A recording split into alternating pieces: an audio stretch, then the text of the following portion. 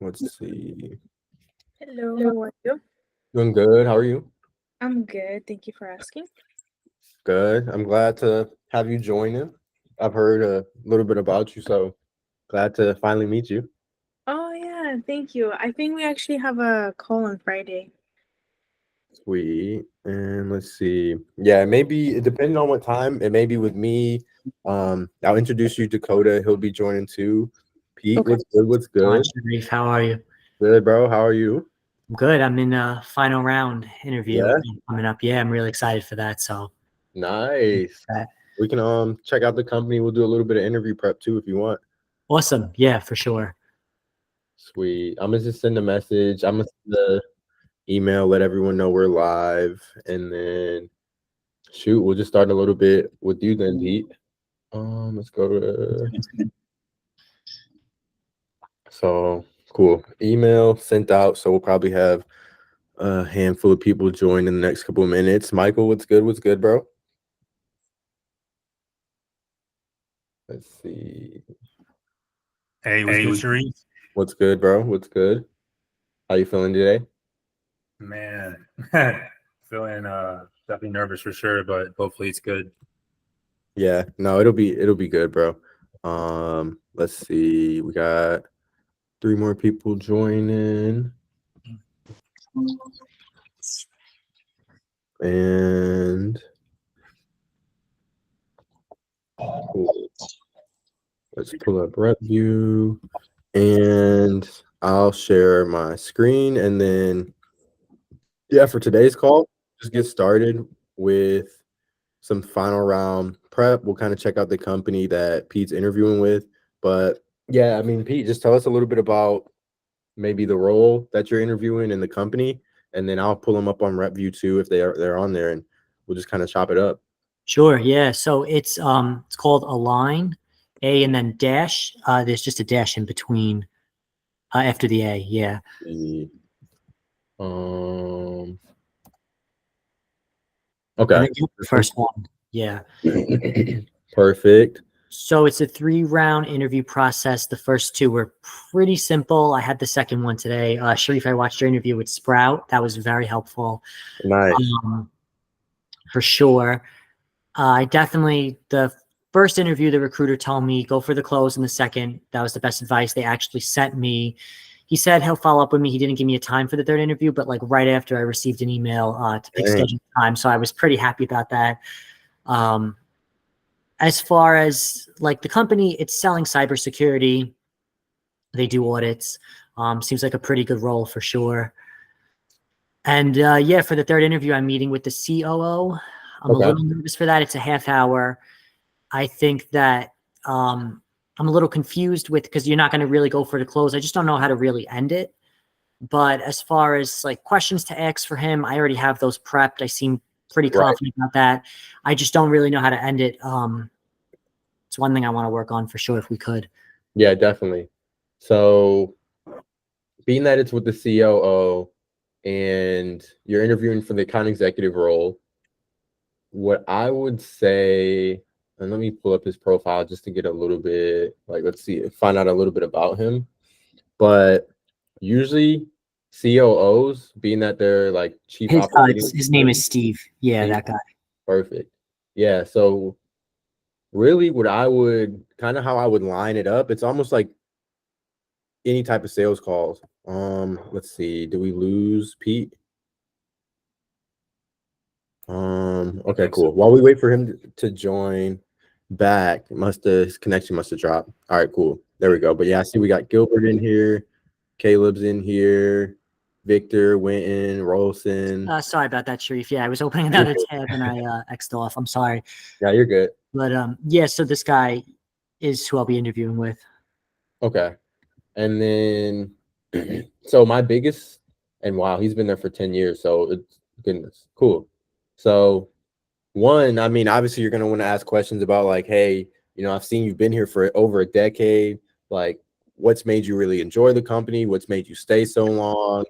And then as well, in terms of operations, it's gonna be questions of like, why is an account executive something that you guys feel like you need right now? How can I best be able to perform in the role? hit the ground running. And it also is going to be a little bit of like that pain or like the impact of what you would do on a sales call of like, wow, so you said I just asked, why you're hiring for an account executive right now. What would the business look like if you kept going on, say another year or so without having a top account executive? How does that affect your day-to-day operations? And like those are the questions that's really going to hit hard and hit home with him, being that all he does is operations every single day of the week. So you're really going to want to dial in on how does this impact your day-to-day operations, having an account executive versus not having one, and how can I make your life easier?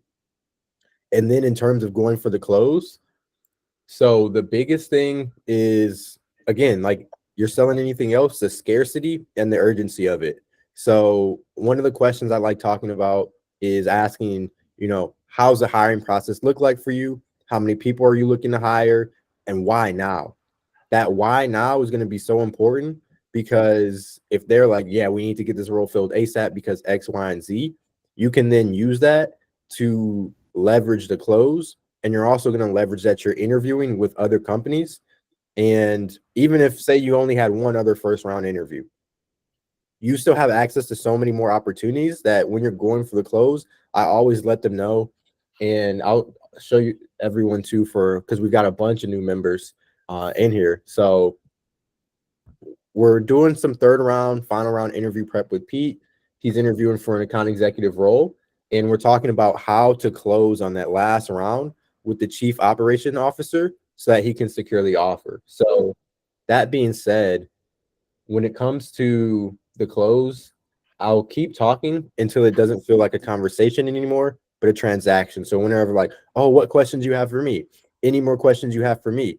I'll just keep asking and asking and asking until either you've got 5 minutes left and you can tell. And it's also good when you're framing of like at the start of the call, hey, I don't have any hard stops.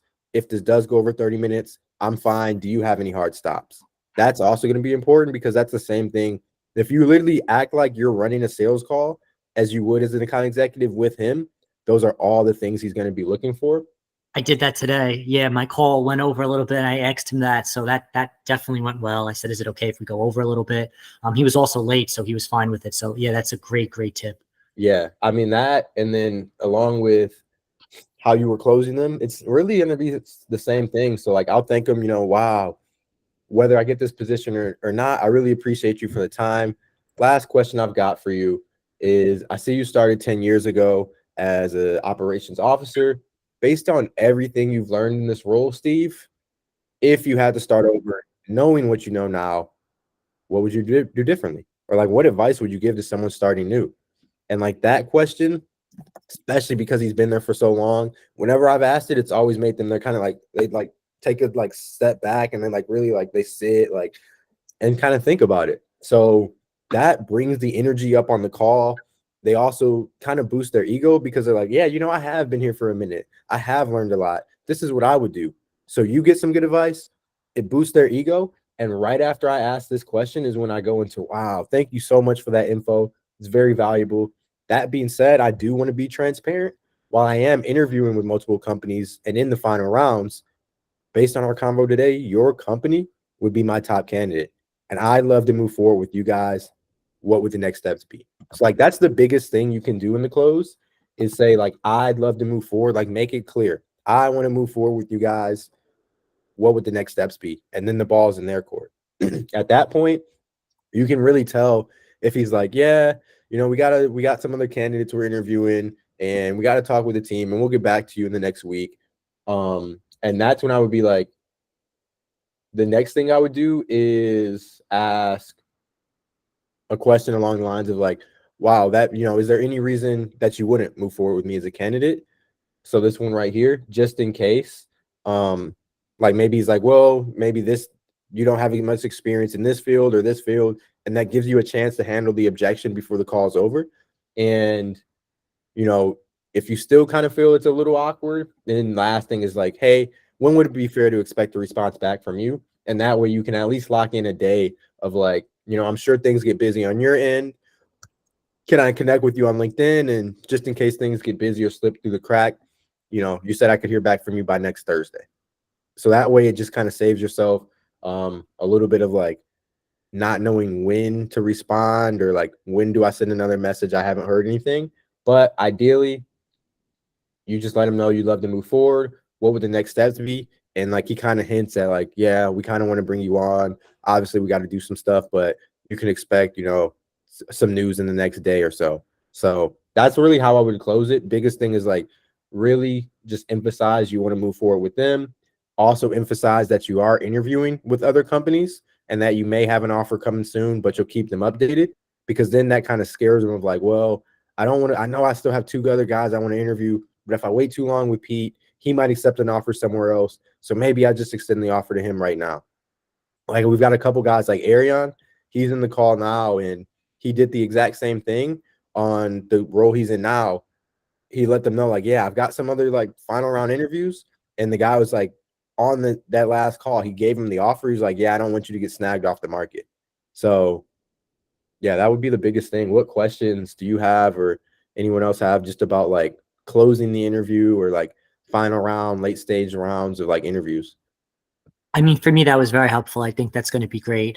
Emphasizing that I have other offers. The rest of the hiring process, go for the close. Yeah, that sounds good. It's hard because I never was in the cybersecurity field, so I'm just hoping he doesn't want to do a role play during the interview. That's Oh, something I'm a little nervous about, but other than that, yeah, I don't think it's going to be, because it's a half hour interview, but I should prepare for that just in case. I've done a ton of research on the company. I went in today, and they love that. And that's another tip I could give to everybody, is definitely do your research on the company, bring up some statistics. Like this company has like 16,000 auditors or something like that. So I brought that up, and the sales director who I met with today loved that. So that's definitely something that I could give a tip to everybody to. And I think it helped me a lot. So yeah, I'm a little nervous if there's a role play, but I'm not sure if there is going to be one. Yeah, what I would say, like two last things is, I'll put this in the chat. We have pretty much like a mock pitch. So Monday calls, we do like mock pitch Monday, and we'll go round robin and just like do pitches, whether it's with each other. There's also an AI tool like where you can cold call and practice. But this I'll drop in the chat, and literally all you would pretty much do is just go in ChatGPT, and I drop a link for like, hey, ChatGPT, I've got a final round interview with this person. This is the company. And then also I put a link to like their case studies or testimonials, and ChatGPT will fill in the rest for you. And it's just a super simple like cold call script. Because what I would say is, ideally, if the last interview wasn't with like a sales manager, the second round, and you didn't do a role play, and you haven't done any role play at all in this process, I would just emphasize it of like, even if they don't ask, I would say like, hey, Steve, I actually had a chance to prepare, a mock cold call script, or a mock sales script. Wanted to see if we could just do a quick role play. And that alone will set you apart. If no one else asks and you're the only one that asks, you're going to get the role too. So I put that in the chat too. And then as well, like for a lot of our new members, because they don't know you, would you just tell them a little bit about like when you first came into the program, maybe what you were doing beforehand, and to like how you went from SDR promoted to account executive, and now you're literally about to be in another account executive role too?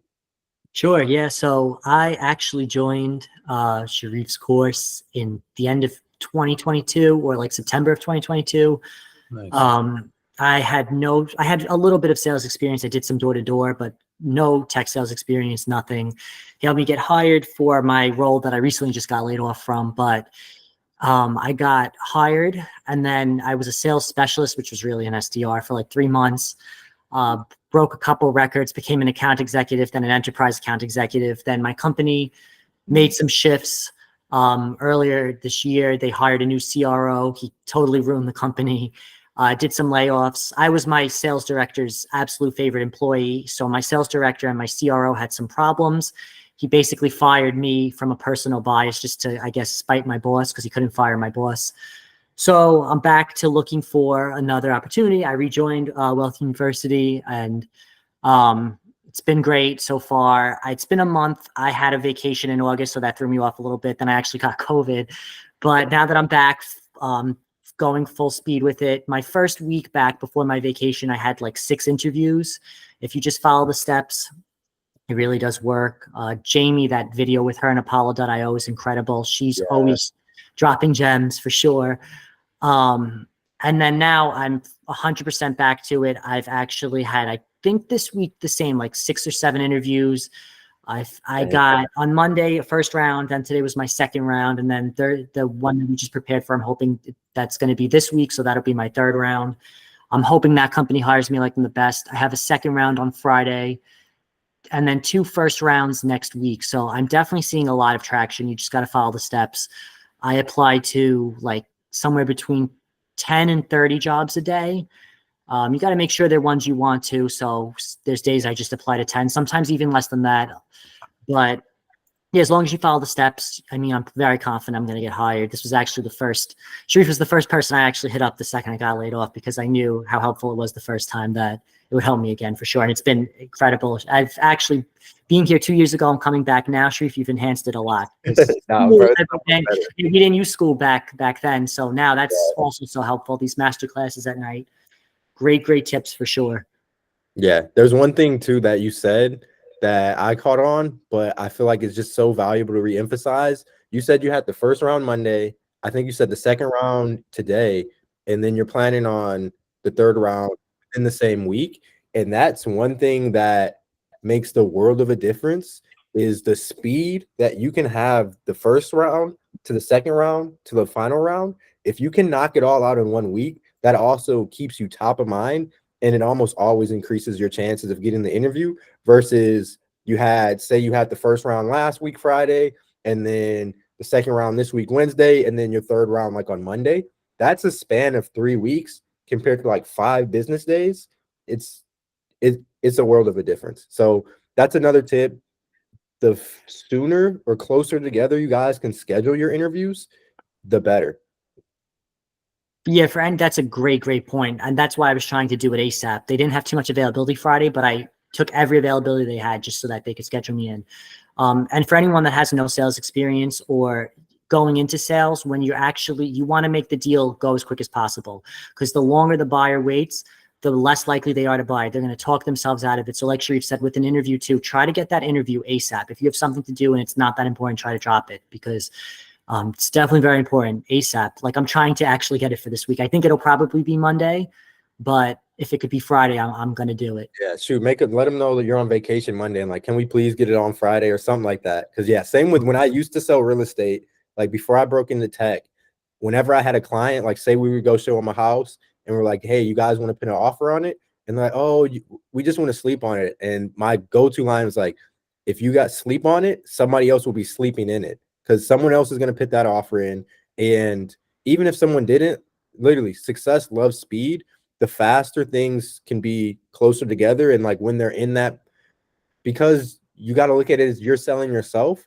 So when they're in that buying mindset, the further and the longer you have to almost like re-engage them to be back in that like decision-making buying mindset. So yeah, love it, Pete, bro. You're killing it, bro. Rockstar. Thank you. Appreciate it. Let's see. Well, shoot, any other questions you got, Pete? Or if not, I see we got a couple hands raised. I'm good. Yeah, that was definitely very helpful. And having been an AE and an SDR, if anybody has any questions too, I'm definitely willing to help if you haven't got your first row yet. Sweet. So let's see. We got Antonio, and then Tamaya, and then Caleb. Yeah, so I got a question, Sharif, man. So lately I've been having interviews. As far as like some of the interviews that I've been having, they're not bad, but they're like, it's like morely like where they want me to get a license to like for like insurance and like sell insurance, things like that. And I was wondering, like, are those type of opportunities? I mean, I know they're definitely worth it when you build yourself up, but somebody like me, that's just trying to get in, start off, would you say that's probably not the best route to go? No, I'll send a message now to the team too. If like any of our team is applying to the insurance roles, I'll send another message to them now, because it's like, it's not worth it. Short answer, it's not worth your time at all. Like there's so many roles where you can secure a base salary and have commissions on top that it's not worth it. The only time I'd say like a commission or only role is worth it is if it's like you're doing like free signups for a really, really good product and the product market fit is there. You're doing like high ticket closing, it's commission only, or you're doing like a DM setting role, something like that. I would say if you just need some experience to have on your resume, or once you do land that first like SDR role and say it's pretty chill, you've got a lot of extra time in the day, then you could have like a DM setting or high ticket or something commission on the side too. So you could just maximize your earnings. But I would say for you in your position right now, I would just ignore those. If it's like life insurance or like World Financial Group, where it's like, we've got this crazy opportunity and we want you to find all your own leads and do all the work and only get paid when the deal's done. Like, yeah, it's a crazy opportunity. Don't take it. So Yeah, no, I figured I was like, nah, man, like I was like, that just sounds like a lot of work, and I'm like, I'm just trying to, yeah, exactly like you said, I'm trying to get in a better, better opportunity where, like you said, they got the base salary commissions and just not do all that crazy work, man, for somebody that's fresh in the game, because I'm pretty sure it'll just seem like like an impossible mission. yeah, no, it's not worth the time at all. For sure. Okay, well, thank you, man. I appreciate it. Yeah, of course. And then we got Tamaya. We'll go Caleb, Gilbert, Talitha, and then hey there. Okay. Hi. I just How's it got going? started with the program, and yesterday I had a meeting with Dakota, like with the onboarding process, and I got to set up my resume. And I wanted to know if you had any tips on just landing a job like as soon as possible. Yeah, definitely. So I would say biggest thing to just get started ASAP is like make sure so I'll drop this link in the chat too to upload your resume so that the team could start applying like ASAP for you. You literally can get started tonight if you upload like by the end of the call. So I'll drop that in the chat because I mean that's just a quick win. And once you go through and upload, you'll be shared this application tracking spreadsheet. So that would be my second tip is really making sure you're being organized in terms of like checking the spreadsheet every single day. So every day you'll see the 30 jobs that we're applying to for you, but you'll also have this step-by-step checklist. So you know like where you're at in the process, what needs to get done next. And really once you've got that knocked out, resume's done and it's uploaded and our team's working for you. And Jamie, look, she just joined too. So Jamie, she's one of our members who she's kind of spearheaded the new Apollo outreach strategies that we're using.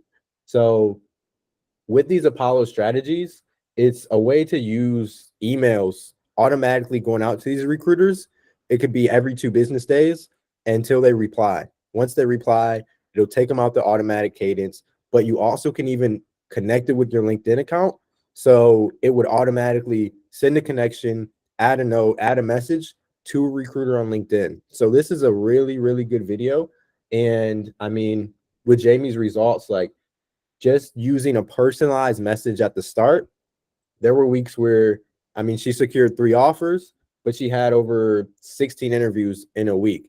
So that's what's working the most in terms of how to get hired the quickest. Once your resume is uploaded, it's really going to be the personalized Apollo outreach. And then you just automate the rest of those, touches. So you have to do it one time and it keeps working for you.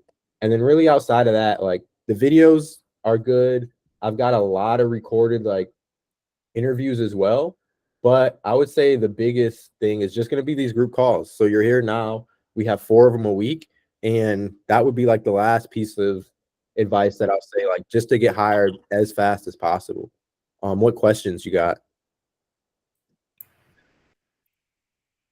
Oh, as far as questions, as far as setting like my LinkedIn profile up, I wanted to know if like maybe I could get help with that, like setting that up properly, Yeah, because it's definitely. connected to my resume. Definitely. What we can do is, I know Dakota, the community manager. I can send you his calendar, and he's like pretty available. But shoot, like these group calls, like last week, we had one was 2.5 hours, the other one was 3 hours long. So like I'll stay on these as long as like we've got questions. So if we've got time today, we definitely can check out your LinkedIn profile. Once we get through like just most of the, I think we got like 5 questions now, and I'll just have you drop it in the chat. We can check it out and help you with anything you need there too. Okay, thank you. Yeah, of course. And let's see. We got Caleb, and then we got Gilbert, Talitha, Hadir, and Win. Yo, Sri, what's going on, man? What's good, bro? Everything's going good. And everything's still also going well with Do It and Ocean. I got another interview, funny enough. I know Ocean's whole process is like 5 total, which I found kind of a little bit ridiculous, but it is what it is. So I got that scheduled for next week. And I have a assignment that was assigned to me, plus a follow-up interview with Do It International. So I want to see if we could go over that assignment that they sent over. Help me as much as you can. Obviously, I don't want to take up too much time, but as much as you can possibly do, and your tips. And then I think I'm decently prepared. Not decent. I'm very prepared for the appointment for the interview I'm gonna have with the lady. I think she's the sales development manager for Nice. Friday, but I can send you the PDF or whatever it was that they sent me, and then you can go over it. Does that work? Okay. Yeah, I just dropped my email in the chat, and then so It was a wealth. I think I already had it composed right here. It was the Sharif 2D at Wealth University, right? Yeah, that one works too. All right. Okay, cool. I was gonna send it to that one real quick. Yeah, I would say if you wanted to just CC or like send it as well to the Gmail I dropped in the chat, just because I know for some reason with the business email, like sometimes when you send PDFs, it takes longer to receive. I think it was actually like was it a PDF, like PowerPoint, something like that. Okay. Hold on. Cool, yeah, Maybe it was just a PDF. I could be tripping. Wait, give me 1 second. And then while you send that, we'll have, I see Gilbert's got a question, and then we'll go to Letha, Hadir, Win. If anybody else has like quick questions, we'll kind of go through those, and then we'll start doing some more interview prep. But yeah, we'll go Gilbert. Hi, team. Hope everyone's doing well this evening. And just recently started with Wealth University, and it's awesome. And Sharif, I thank you. You've helped me reset a good foundation for my resume, and it looks great. I successfully updated my banner, my LinkedIn banner. It took me a while to figure out, but I did it, and I felt good about that. I got a professional photographer take some pictures of me yesterday, and I just respect everyone's time. I just would like to have someone take a look, evaluate my LinkedIn profile when time is available, and see where I need to trim the fat, so to speak. I think I have some skill sets, but it's, I have a huge skill set paragraph for each of the jobs I've worked, and they're identical, and I just need some help on fixing that. That's it. Sweet. Sweet, bro. Well, yeah, glad to have you again. I've got your LinkedIn pulled up, so we'll check that out. We'll do a little bit of interview prep for this challenge, and then we'll check yours out. After that, we should have time. Like I said, I don't have any like stops today, so I'll go until there's no more questions. But yeah, after that, we'll go to Tamaya's LinkedIn, and then I see Talitha has a question. We'll go Hader and Win if we got some quick questions, and if not, we'll just kind of line up whatever guys need help with. Quick question. You got the email that I sent you. I think I sent it to both. Yeah. Can you see is it just this, or did you send some extra? I think it was just that. Okay. But yeah. So we'll start with this. We'll see what the other questions are, and then if they're a little bit longer, we'll just add them into after we do some prep. That's fine. Let's see. So yeah, Talitha, you got a question? Yes, I do. So yeah, I'm new to the program as well. So I've already started receiving the emails that the applications are going out, the auto applications on my behalf, and I received the email on the tracker Okay. application tracker. So I just went in and reviewed that. The only thing I'm not clear on is how to use Apollo, and also as far as my resume, I've already uploaded that, of course. It's been uploaded, but I wanted to find out, do I go in and update my link profile with the new resume updates? Yeah, definitely. So what Okay. I got is we'll check out your LinkedIn profile, and then we also can like cover a little bit about Apollo, how to set that up as well too. So I'll pull up your LinkedIn too, and then yeah, well after we do some this interview prep, we'll just check all that out, and then next is we'll go to Apollo. I also wanted to because I also work with Dakota too. Day before yesterday, I believe it was. I wanted to see if I could mix like a few tweaks to the resume. Okay. Yeah, add like my experience with like training and like developing training materials. I thought that would be important as well. That's really the only thing I thought that I should add to it from the old resume. Yeah. Okay, sweet. We'll check that out too. So yeah, I'll put that resume as like the last thing to touch on for you. And cool. So what we'll do is I'm checking out this doc, Caleb, for this challenge, and it says this should take 2 to 3 hours to complete. And this is you're going to the third or like final round for this one, right? I believe so.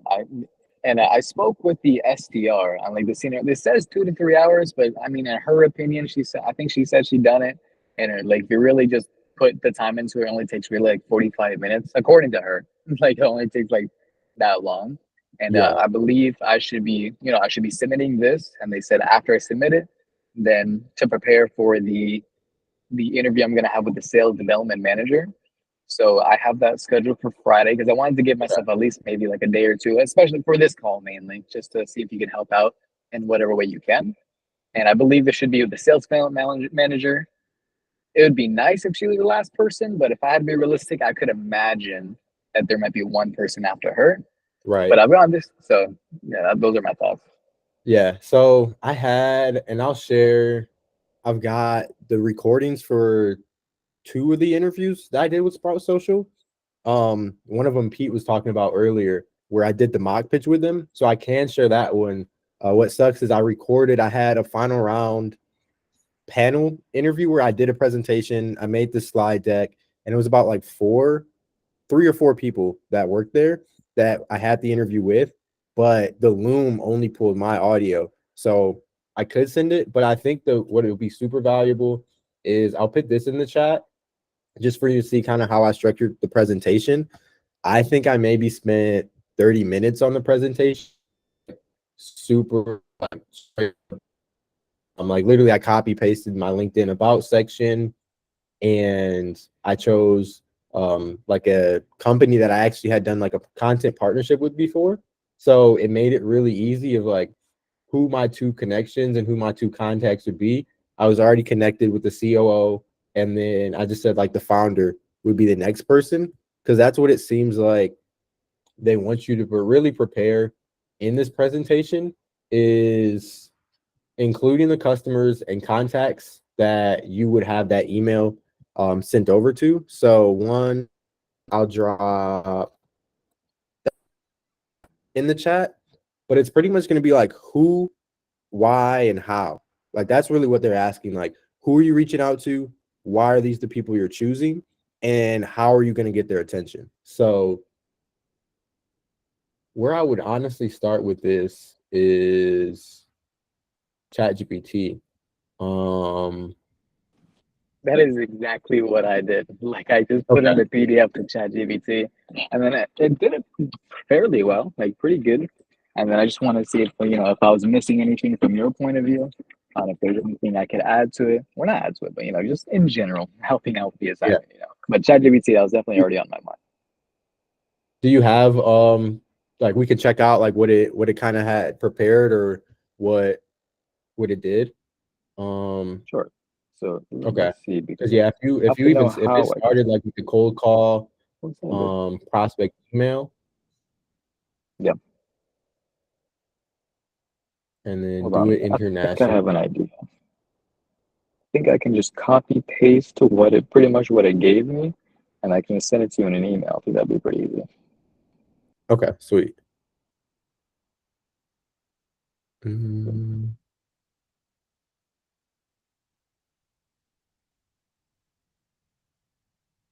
Why you would target them? What existing resources and tools did you find? And then next interview round, you'll need to come prepared with a slide deck mentioned. Once completed, please submit via the link provided to open this task at least 24 hours prior. So this would have to be done like tomorrow, basically. Yeah, pretty much. Okay, cool.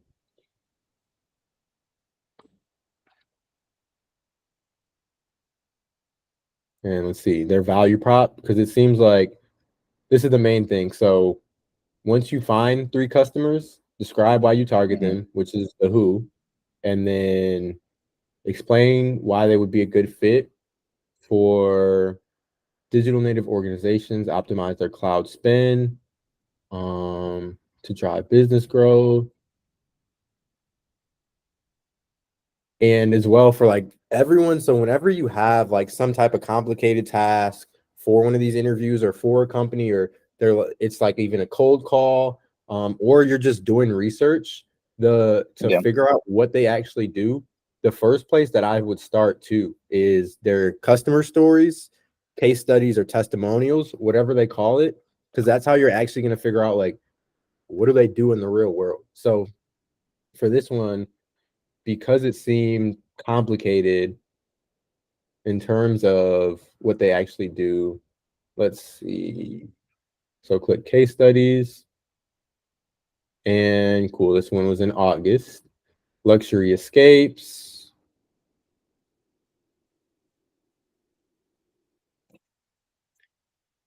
So what they did was they were skeptical about partnering with resellers.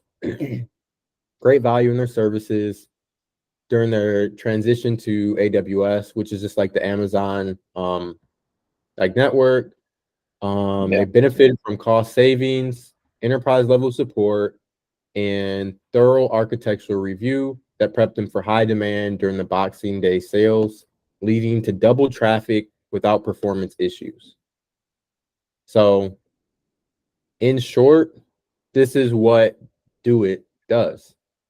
They bring cost savings, really, really good support for these big companies, and then they'll review like how they have their site set up so that say you have twice as many people come to your site during a high demand time, your website's going to still perform really well.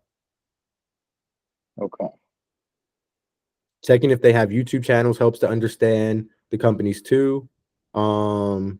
And then I was wondering if you got the email I just sent. It should be under resume. Let's see.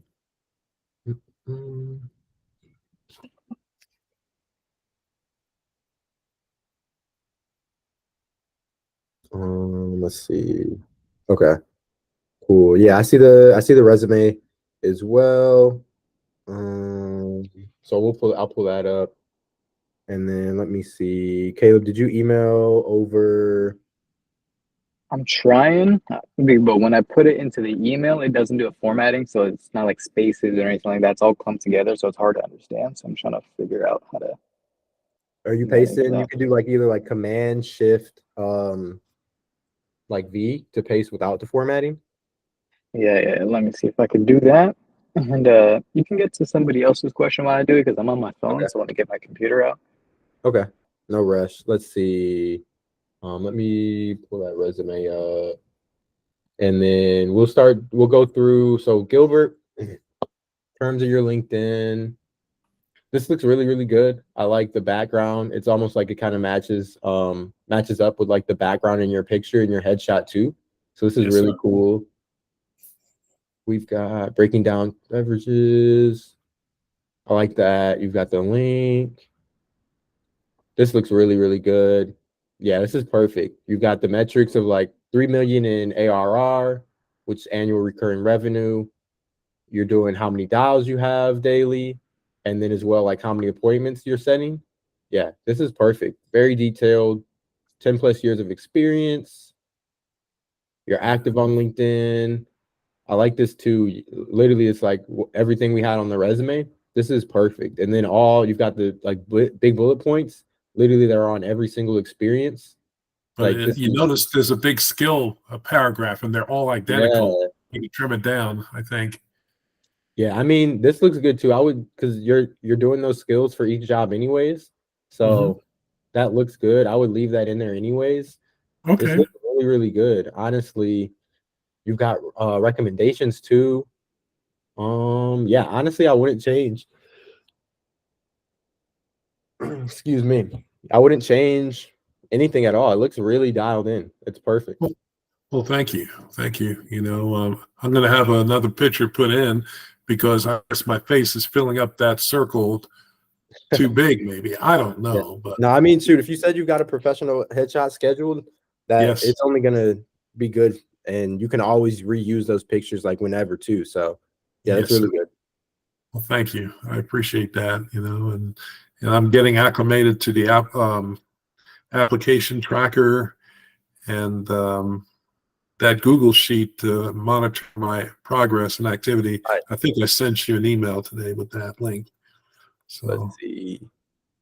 Oh yeah, I right. see you updated it. Yes, sir. A little bit. Yes, sir. Okay. Oh yeah, I see it now. Nice. Yeah, you got a lot done. So it looks really nice.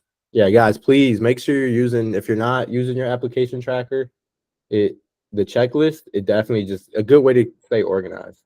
So yeah, good work. Any questions you have, just like top of mind or Let's see. It was that last item.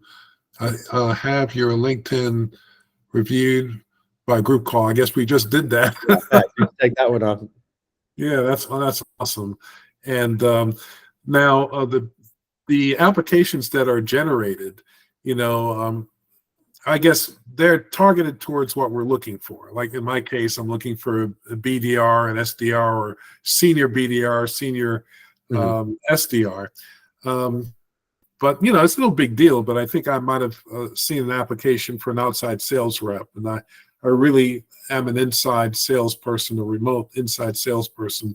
Is there any way to tweak the system so it's more finely tuned to that? Yeah, definitely. I'll send a message to like our application team. Another thing we do is usually every Saturday we'll send out like a like weekly check-in form. Let me see if I can pull up the last one. No. Okay. So every Saturday I'll send out and it'll look like this. But Okay. yeah, pretty much we'll just have it's like a form asking like if there's any changes you want, if you saw any errors, and Okay. as well. So yeah, I'll send a message now to the team too, though, just to say like for you more on the inside sales. Right. Remote BDR, SDR, or senior BDR or senior SDR. Okay, perfect. That's my cup of tea, so to speak. Got you. I think I have an interview with care.com on Friday. Nice. Already? For a marketing sales specialist, but it's ad sales. I mean, I'll do it, but I don't know if that's my cup of tea. You know what I mean? Yeah. The one thing I'll add too is like I'll send the team a message so they don't apply to like the out as many outside like kind of sales roles. But what I've found is it's a little weird. Every company has like a different like title or like different like meaning for what their sales role is. So they may say like SDR, but it could be like an inside sales agent versus a BDR. Another company could be like all outbound. You have to generate your own leads. So it does kind of vary on whatever the sales role, whatever they title it, the actual responsibilities could be a little bit different. Yes. So yeah, that being said, that's why like in the interview prep template, we just have a lot of questions about like what's like the metrics, what does this role look like, just so you can interview them and see if does this even align with what I would want to do? Does it align with what's on the job description, and just see if it's something that makes sense for you. Okay, that's awesome. Sir, I'm just excited to be part of the team, and I wish everyone continued success on this call and beyond. Just want to do well, and I'm sure some good things are going to happen real soon. No, I'm excited for you, but we made your resume on Saturday, and in less than 7 days, you already got the first interview. So that's a big win. I'm excited. Well, thank you. Appreciate it. Of course. Let's see. I see. We'll go Hader, Winton, Victor, if you guys got some questions, and then we'll see if Caleb got that sent over. And then I see Fahid joined too. I know. Yeah, give me like maybe 30 seconds. Okay. Yeah, no, take your time. So yeah, we'll keep knocking through these questions. We'll go through Tamaya's LinkedIn next. But let me see if Hader, Winton, or Victor, if you guys got quick questions, you can come off mute, and if not, we'll put you in line. Okay. Hey, what's up, Sharif? How are you? I'm good, bro. How are you? I'm good. Thanks, man. Just a quick question. I had a company that showed interest in me. They're called Intus Windows. They basically sell like energy efficient windows and for construction projects. And they asked me to send like a 1 minute video explaining why I want to work for them. So I went ahead and did that. I kind of tried to do something different. I wear a construction hat during the video just to, right. I know it's corny, but I wanted to stand out a bit. Yeah. But my question is that the actual role it's an inside, like what you were talking about previously with Gilbert. The role is an inside sales rep, and when I go on the job description, it says you're not going to do any prospecting or anything like that. We have a team for that. So, is this more like, I don't know if I could send you the link to the job description. Is this more like a closer, or I just wonder if you have experience with that, and if the workload is much greater than an SDR, because I was leaning more towards SDR because of the fact that you're just like prospecting, and right. I don't want to have too big, I don't want a heavy workload where I'm actually working the whole 8 hours like crazy if it's really like a full sales cycle or something, you know what I mean? Yeah. So typically for inside sales, you're not going to be the closer. And being that you said they're pretty much selling like energy efficient windows, ideally with companies like that, they're going to pay a bunch of money to marketing, and then they're going to just get a bunch of leads, a bunch of calls. And as inside sales, you're just going to be feeded like, all right, boom, these are all the leads that we have. You reach out to the lead, and then you set them up for like an in-home consultation. Okay, so it's kind of like similar. I sent you the link in the chat. So it's kind of similar to an SDR, or? Yeah, pretty much. Honestly, sometimes depending on, because they mentioned negotiating and stuff, like negotiating prices are one of the tasks. So I wasn't sure. Yeah. So like, let's see. Honestly, so yeah, like this ability to work independently while also collaborating with the international team. That's really good. I know you're going to be even like looking to pretty much nomad, like kind of move around while you're working remote. So that does seem positive. It does. It looks interesting to me. I'm not going to lie. Yeah. What I'll say too is like sometimes inside sales role can be better than like straight SDR if you have to generate your leads as an SDR, because inside sales, you literally just log in, boom, here's your leads assigned for the day, reach out to them, and you talk about how you have like whatever happened in the conversations, and then you're done. And you don't have to worry about like finding leads or like really researching them, because it's all there for you. So sometimes it can be less work than like an outbound role. Okay. I mean, I like the process is like really dialed in. Like they've got a really good script. It's like, all right, boom, they say this, you say that, and then you set them up for a meeting. So that does seem interesting. It's just I like the fact that I wouldn't have to like look for my own leads. I was just wondering if it's like, is it similar to an SDR? Like, okay, you have 80 calls a day to make, and then after that, I don't want to just be like working like a call center type of thing. No, that would be like customer success. That would be a little bit different. And usually with these, like technically the role that I'm job stacking is inside sales because they upload all the leads, and I'm using the dialer where I can call anywhere from one person or 5 people all at one time. So something like this, you could literally just rip through your dials, call, ask them if they have a multi-line dialer, and yeah, you can call. It'll call like 2, 3 phone numbers at once, and then it connects you with whoever answers first. Okay, cool. Yeah, I sent them the video yesterday, so I'm just waiting. Hopefully, they call me back to actually speak with me in person. So we'll see how it goes. But yeah, I was just curious about the role in terms of responsibilities and workload. Is it similar to SDR? So Yeah, I would say it's pretty similar. cool, cool. All right, Yeah. man. Thanks for the info, brother. Of course, bro. You're welcome. And then we'll go. Boom. So we got. Let me see. Tamai, do you have a link to your resume too? Yes. Okay. If you want to drop that in the chat, because 2 things I'll say for sure is we'll get you a bunch more connections. I'll link this in the chat. Let's see.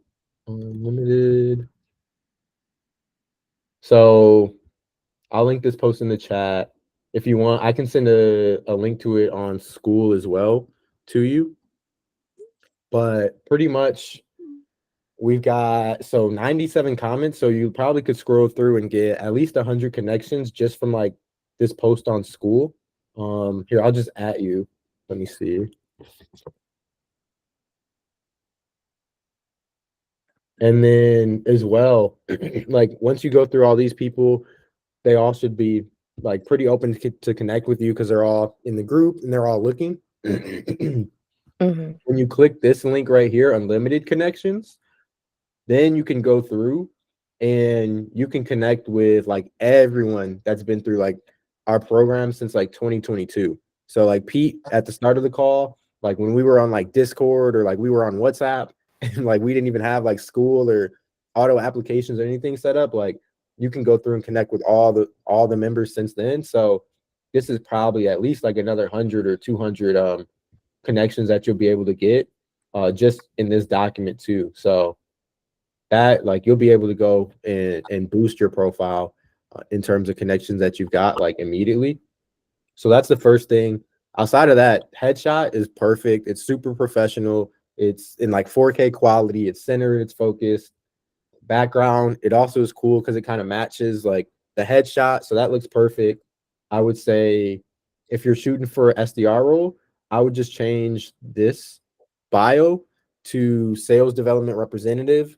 You could have like the bracket and then like SDR after it. And then depending on what you guys made in your resume, pretty much would just be copy and pasting like all the metrics and numbers in each of these experiences too, kind of like how Gilbert had his LinkedIn. And yeah, outside of that, like you'll be pretty good. Same with like if you had the professional summary on your resume, you can just do that for the about section. And I Okay. really like the way Gilbert has his is with like these bullet points or some form of like emojis at the start, and like each line just highlights like a really good number, a really good metric, something throughout your career. Because yeah, like if I refresh it, it's like when you see the profile, like say you were just looking through it, you just see right away, boom, 3 million, boom, 60 daily dials, boom, 2 to 3 appointments a day. And like you could keep scrolling. You don't even have to click see more. And you already know like he's a killer. You know what he's doing. And those numbers is what someone is like a sales recruiter is looking for. So those would be what I would say, like where to kind of start or go next for your LinkedIn. Okay. Hey, Thank you. Sharif. Hey, Sharif. Good. I guess like for her, knowing that like she's like doesn't really have like a sales background, like what would she put for like key metrics, like as far as numbers that stand out as a starter?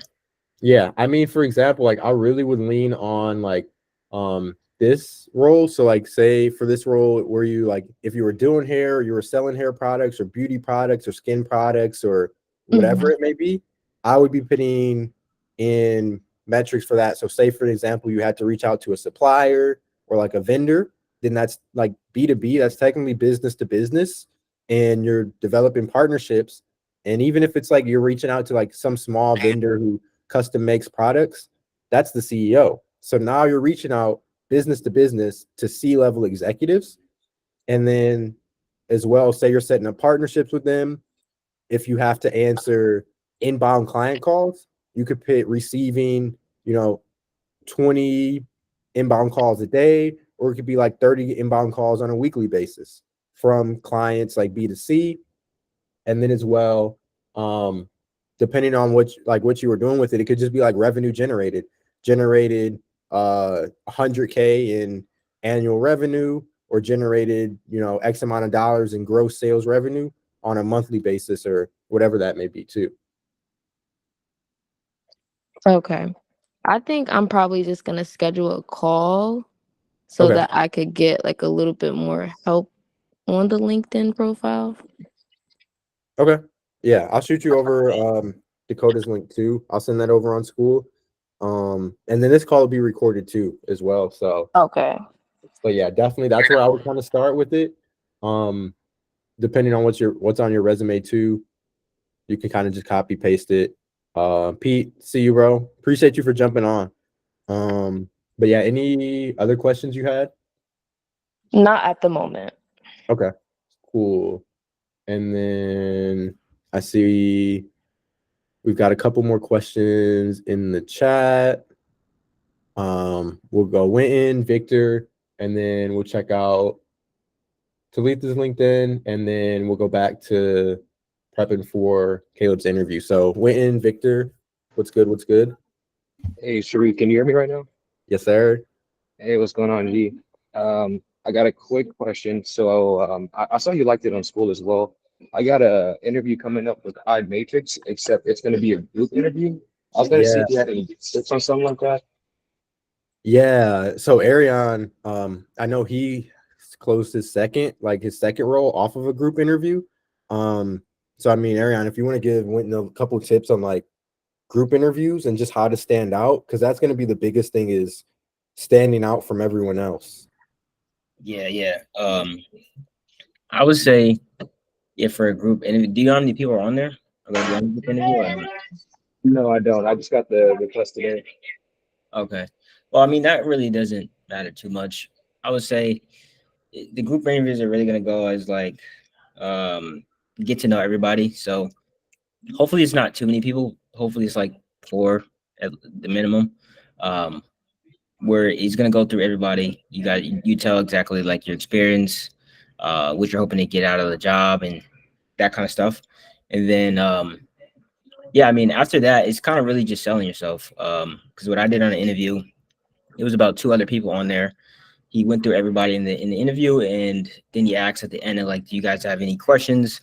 One, you want to make sure you have good questions to ask, and then at the end, or even in the beginning, you want to sell yourself when he says, tell me a little bit about yourself. So I'm not sure if you played a sport before or like have any interesting like facts about yourself, but what I usually do is like I played football in college, so I kind of use football as a way to tell them like I'm very competitive. I'm a very hard worker, so I know what it takes to compete at a high level. And in sales, that's what they want to see, competitiveness of, obviously being the best. So if you kind of throw that in there, saying like I have that killer mentality to be successful, I love to compete with others. I'll go beyond and above to be a leader. I want to expand. If you say stuff like that, like that's what they want to hear. They want to hear like, where you're looking to go as far as your growth, and not more just like you looking for a paycheck. But trying to just stand out of the box a little bit from everybody else and asking good questions like, how long has that, like doing in it, like I guess look up the interviewer. So the guy that's interviewing you, take a good look at maybe his LinkedIn or what he initially does, and kind of ask him a question on like, hey, how long have you been with this company? Maybe what has this company done for you? I guess like if you can go back and start all over again, like what would you do differently?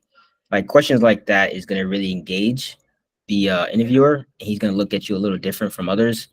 because most of the time the other people are just going to ask the regular questions on, what does the day-to-day look like? How much money am I going to be making? Are they inbound, outbound leads? Like that is all good information to know as well, but you want to make sure that he knows that you're there for the long run and not just for, a quick paycheck. If that makes sense. Yeah, that makes sense. Okay, I'll definitely take that into consideration because like right now I'm like the number one seller at my job, and I actually was in varsity wrestling, so I'll take that into account for this interview coming up. I appreciate it. You answered my question. Yeah, appreciate it. Yeah, no problem, bro. I think that especially with wrestling, like, yeah, like, maybe tell them you were a leader on your wrestling team. Like, you kind of motivated the whole group to be better. So like taking that leadership role, say stuff like that you were maybe a captain on the team, even if you wasn't, he's not really gonna know. Yeah. So you can kind of throw that in there and say like, yeah, I was a captain of my wrestling team. I kind of kept everybody accountable so we can all reach, our own goals and just be like the top in the nation section or whatever it is. So yeah. All right, awesome. Yeah, that was my only question. I appreciate you both.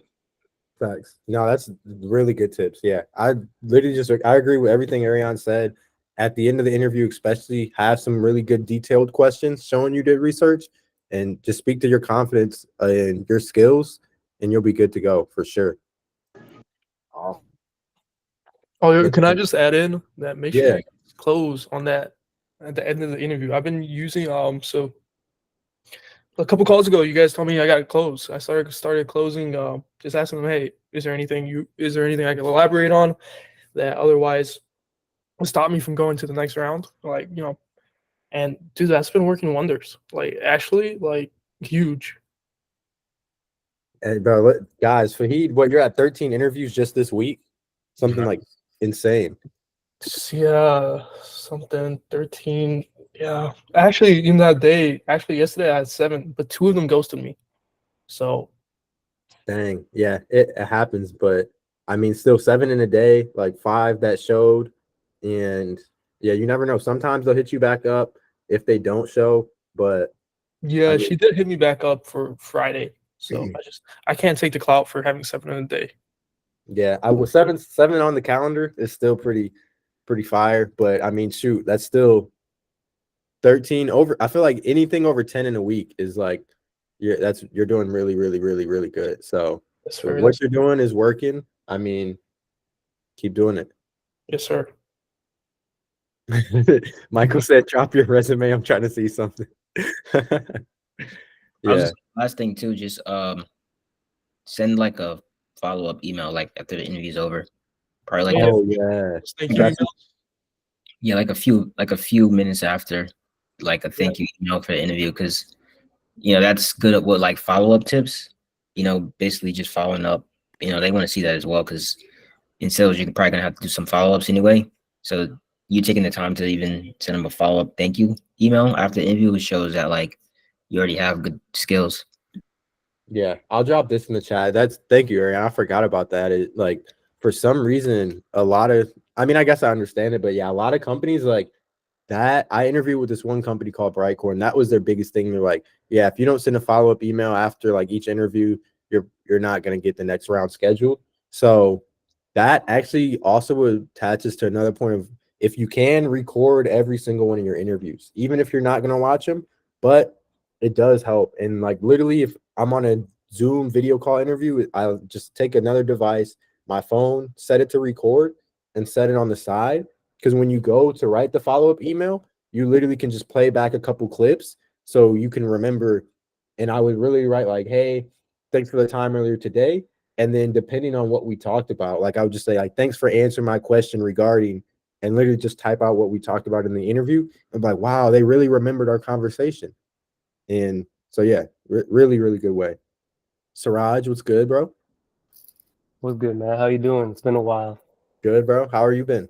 Pretty good. Just got out of training a couple weeks with that dev slopes job. I don't know if you remember. Yeah, no, I remember Dev Slopes for sure. Yeah, pretty cool. Been setting my appointments, been closing deals, but not getting the financing. I've only closed one deal. Yesterday was like my first official day setting my own appointments. So I've been closing some deals for sure, but the finance apps just keep getting declined. So getting the deals is the easy part. Closing the deal, easy as fuck. But getting the finance application to get approved, man, I think I've done like closed 6 deals, but 4 or 5, most of them got declined. Maybe like 2 have been approved. What payment processor are they using? Climb. They're using, so the offer is 9,900 total, and it gets it down to like 250 a month. And What? yeah, so if you get approved, it's like $175 dollars a month, and then you freelance and you'll earn money freelancing, so you could offset that tuition cost in like 8 to 13 months. You'll become a software entry-level software engineer.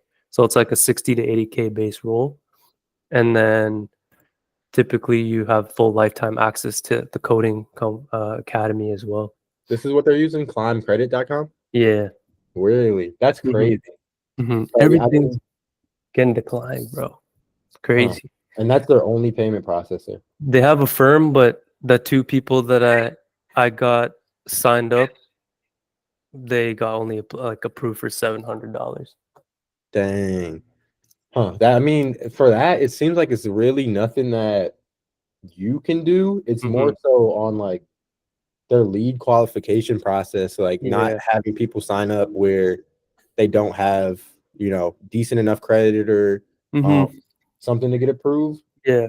But what's crazy? Sorry, go ahead. Oh, no, go ahead. Go ahead. What's crazy to me, it's only like 10K. It's not like you're applying for a house or anything. So really, like if you're making money within the comp or within the academy, you should be able to get a loan for like 10K, right? I even give like $1,000 off too. Yeah. So hopefully, yeah, go ahead. Yeah, I don't know. It's literally the lead quality. Like I've used Afterpay, I've used Klarna, like I've used most of the financing payment processors. Yeah. I've even used ones like there was another one I was using called like Comfy, which was they were based out of like Dubai, and even then like that was more so just for B2B, and it was like they would like check your bank account, see how much you're making. So I mean, it literally just comes down to lead quality. Like at a certain point, there's really nothing you could do to get them approved. And I mean, like unless you brought it to their attention, like if you told like the CEO like have a process set up for like some of the guys, like if they're freelancing, to set up like a sole proprietorship or set up a LLC, so then they could go like get a business credit card for like 10K, and then they can use that to pay. That would be the only other way around it, which that would be pretty viable. Like it's not that hard to get you know, a few thousand in like business credit compared to having it attached to like personal. Like you could have like one late payment and like you get approved on a personal, whereas like credit, you literally could have all your stuff maxed out on the personal side and get approved for business credit for 10K. So yeah, that's my question to you, is like what do I bring up to them? Like should I tell them to bring up like Sezzle or Klarna? Because we do use a firm, we use Climb, but it seems like it's just a numbers game, really. Like 1 out of 10, 1 out of 12 will probably get approved. Yeah, I mean, I would say Klarna. Yeah, you could bring it up. Klarna's good too, but either way, it's going to come down to like their lead quality and how they're qualifying these people before they're even allowed to jump on a call. But I mean, even then, it's still tough because it's like you never know who's going to get approved and who's not. The only other thing I could say is like if they did like a deposit, like if you let them know like, hey, this guy only got approved for 2,500, like, can we take a deposit and then that can still count as a close or something like that? But yeah, it's definitely tough with that offer. Okay, cool. No, thank you. I appreciate it, because I haven't really applied for any other roles yet because I wanted to give this one all my focus because I got to hit some targets here. It's only the second day, but I don't want it to become a future problem. Just want to know your 2 cents. Yeah. No, I mean, you're in the right direction if you're already like, you already got to close. So yeah, just keep doing what you're doing. You know, sales, you know, closing. Yeah, that's really it. And definitely like if you can bring up to their attention, so you can get a little bit more like quick wins for all the calls you're taking. 100%. Yeah, because I got to do the qualification call myself and set up a consultation. Yeah. I mean, shoot, maybe I don't. It's so tough to say though, because like you don't want to it's so tough to qualify because you don't really know Mhm. what the climb credits qualifying them on. Yeah. And then it's like you don't want to get into the nitty gritty on a qualification call of like what's your credit score, like Yeah. late payments and Yeah. all that either. So Because yeah, they're like, how much is it? It's like $250 a month. Can you fit a lot? Does that align with your budget? Okay, great. And then you're gonna earn while you learn while you're here, offset that cost. And then yeah, okay, super. cool. I might. You gave me some sauce. I might go apply for a climb credit account and a business account and see if we could use that too. Because we've been looking for some payment processors, but Yeah. I don't know. It's now that it sounds like they're getting a lot of declines. No, they get a lot. Yeah. It's like 40% decline rate. Dang. Yeah. Yeah. Yeah, that would be the biggest thing. Like if you could set up, I mean, I have a guy I could connect you with, like maybe you can even intro him to them of like if these guys being that they're freelancing, set up a sole proper LLC, they could get business funding and just put it like you can get an Amex with the referral. Yeah. Be easily like the silver one, platinum one. Yeah. You can get one of those Mhm. and you can get a 10K limit. Like Yeah. Problem is, I barely. don't even know if any of these guys are smart enough to do any of this. That's the thing. And then they hear that, they're gonna get spooked. I mean, like the Amex is a cheat code, bro. Like it literally, I Yeah. have like I got one of them, Mhm. and it's like I didn't like literally. I had one of my friends. He just showed me how to do the whole process. So it's like Okay. maybe if you did that as part of the onboarding, how you're walking them through step by step, Okay. the like climb credit profile. Yeah, Mhm. no, Michael, the Amex almost never declines. Like Yeah. Okay. honestly, anyone on this call could Mhm. go get approved for a Amex Platinum if someone sends you a referral and you have a LLC or business like sole proprietorship Yeah. as a freelancer. So yeah, Okay. it's much easier than a lot of people think. But Mhm. that's where you would come in and just walk them through the steps of like, Yeah. I see you're a freelancer. Do you have some type of business structure set up? Yeah. Just in case you don't get climb credit because you Alright. already closed them, and it does Yeah. seem like it's a startup, so they're giving you a little free range.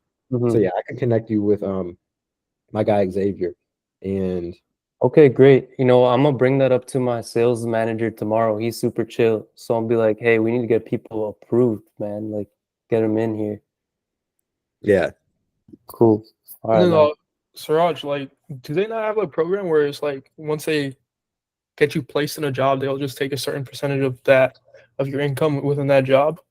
No, because how they do is they have career coaches, and it's kind of what we do here is like they teach you with the mock interviews, they tell you how to find the jobs, where to go. Yeah. So once you get placed in an entry level role, you have access to the community. So if you want to, like, let's say in a year or two you got the experience coding, you learned the full stack development, they helped you get a job.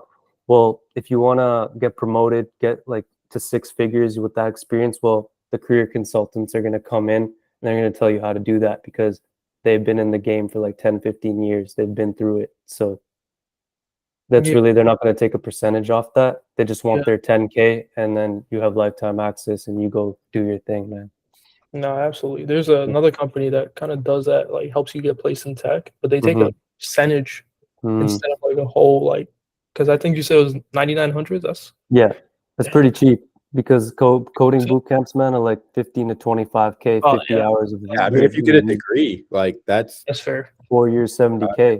yeah. I honestly use that in my price conditioning because I was like, DevSlop's just 9,900. People are like, what the fuck? That's it? And I was No, like, that makes sense. let's see if we could get you approved first. That's what I'm saying. And then if they're most likely than not, they're getting declined. I had a quick question. Well, I missed the data. I think it was a masterclass for data analytics yesterday. Yeah. And because I really need like assistance with interview prep. Like I just had an interview yesterday, and Nice. I didn't feel good about it. I mean, I think I did pretty good, but the interviewer was like, we still have other candidates to interview, and we'll be getting in touch with you early next week. So I don't know. I know that they liked a lot of my skills and a lot of the tools that I've used over the years. which I think helps me to stand out, but I'm just not sure. I had another interview today, which was like a phone screen. Yeah, it was a phone screen for a senior analyst position for a law firm in DC. Whoa. And it's fully remote too. The pay is not that good, but yeah, it's fully remote. So it was just a phone screen, and so he was like, he's gonna submit my information to the hiring manager, and I'll be called back for a second round interview. So so I just want to get a little more, help with interview prep, as with like data, like I know that there's someone who works in data analysis. Yeah, Austin. We'll have to set you up. I'll shoot him a text. He's on a different time zone. He's on like the like I think he's in Thailand right now. So in a couple hours it'll be morning for him. But I'll send him a message. I think Dakota will message him too, and we'll get you on his calendar. I don't know. I would think the call was recorded, so we should be able to get you the recording. Oh, good. Okay. But yeah, I'll check with him too. I'll write that down on my list. Okay. Yeah, I'll connect with him. I'll make sure. Hi, Dakota. How's it going? Good. I ended up dropping an interview prep template sheet, that little Google Doc. I don't know if you guys are experiencing echo. I have like a really bad echo right now. Just a tiny bit. That's crazy. Let me come back. It's bad. Let's see. Okay, I wrote that down on my list. So yeah, I've got Gilbert. He's not on here anymore, but no outside sales roles. Connect Siraj with Xavier for like more approvals for funding, and then Talitha, I'll connect you with Austin, and I'll also check for that like recording for the digital nomad. I actually don't think it was recorded, bro. I think Austin was on his phone, so what we'll do is we'll just make sure that we put together like a private support call, because I'm sure like he can help you put together like a data set project that you can work with on Kaggle. Write this down: KAGGLE,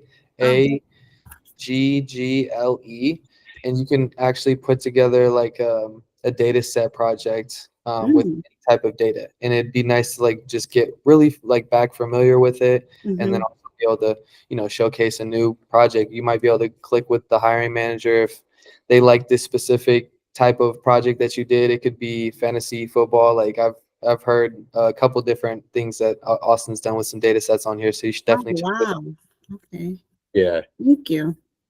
All right, that's cool. 100%.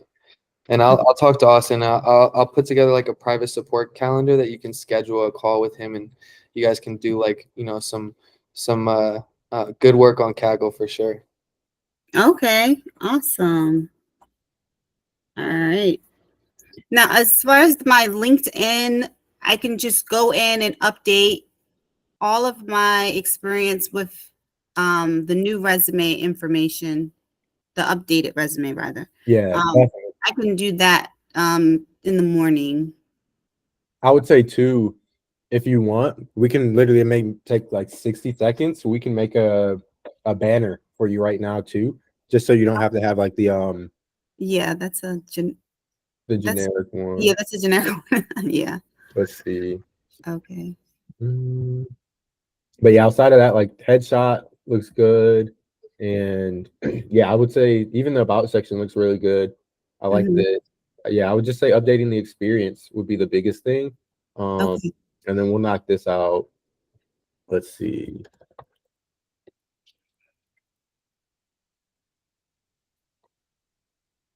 And then there's a bunch of these, so just let me know. Like I'll scroll kind of slow, if any of these stand out. Okay.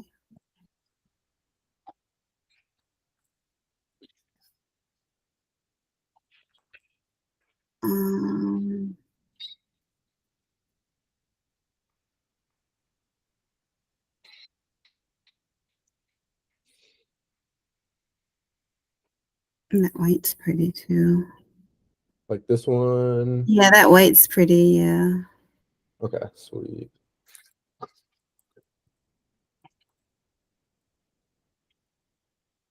And let's see.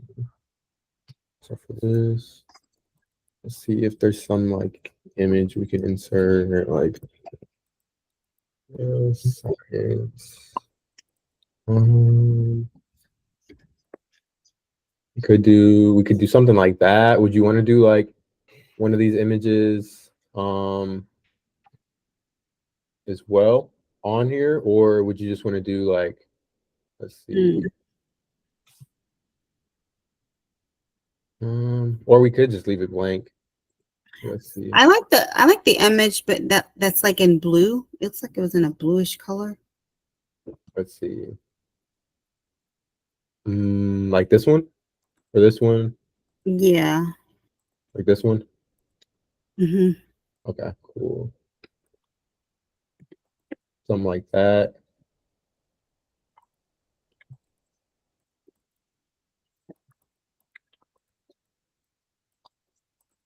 Go data. Mm-hmm. Scientist. And what's a good email? TC Davis. S. Oh, S. TC there we is go. 28. Sorry, 28 at Comcast.net. Okay. Perfect. Oh, data analyst. Is scientist better? Data analyst. Yeah. Yeah, no, I think analyst should be good too. Data analyst. Cool. Mm-hmm. That one looks good. Sweet. Mm-hmm.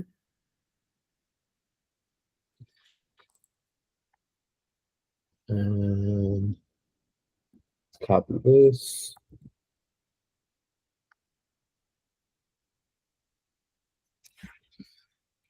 And then what I'll do is I'll download it and email it to you. So it's already in the format and you'll be good to go. All right. Thank you. Yeah, you're welcome. Sweet. And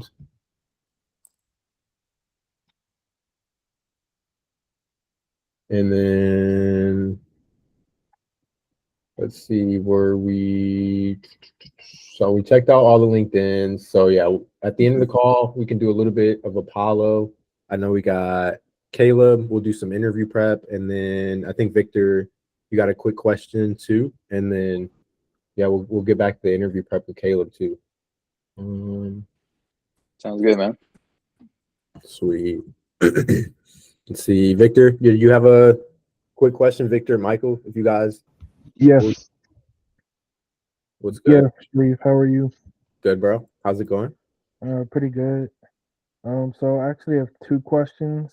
So I got a phone interview with Nice. this company. It's called EverQuote. Okay, I've heard of them. Yeah, I was just wondering, like, what are some tips you could give me? Because this is my first first interview since being in Wealth University. Nice, bro. I'm glad. We came a long way. I remember a couple calls ago, we were fixing up your resume and doing all that. So what we'll do is, if you got a little bit of time, we'll go over some interview prep with Caleb. He's got an assignment for his, and then I've got EverQuote. I'll pull that up, and then after that, we'll do a little bit of prep for that. Okay. And I'll kind of show you like what RepView has, like what they have for like salary, OTE. So we'll check that out too. Okay. And then did you said you had two questions? Yeah, and then my second question was,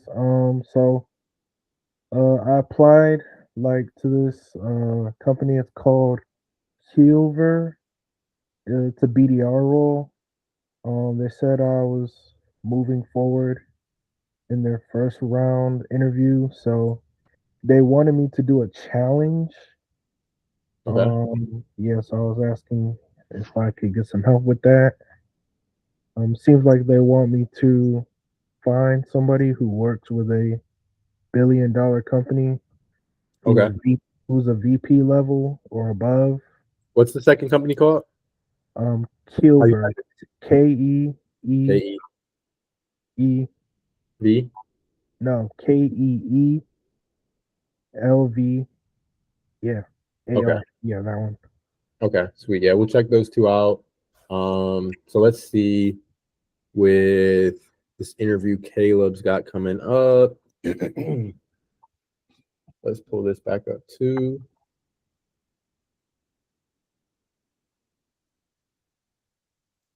And so demonstrate how you conduct research and come up with a valuable deliverable to use for cold prospects. Do it international.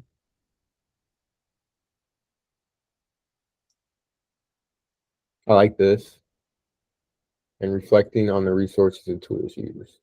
Canva's online graphic design, uptime and performance. Okay, I like that. That does make sense. Datadog, I've heard of them. Slack is also a really big one, really good one. Optimize cloud performance, reduce cross. And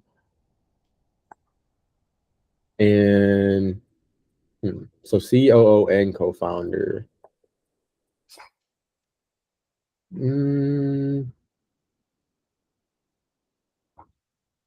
I'm trying to think if there would be a better person at Canva to reach out to,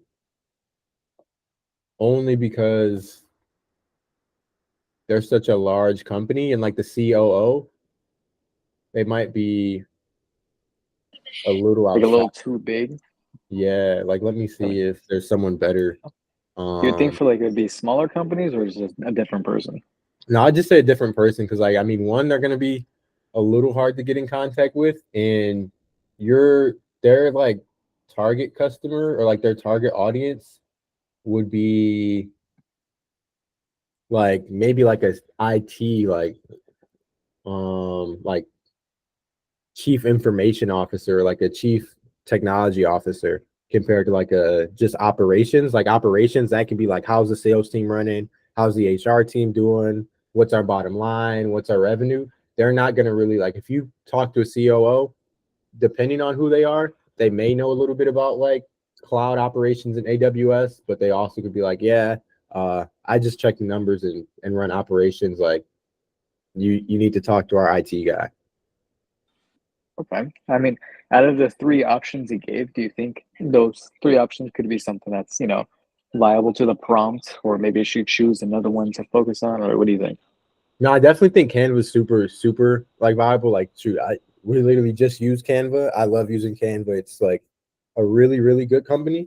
So I would say that it would be good to reach out to. Maybe just like let's see.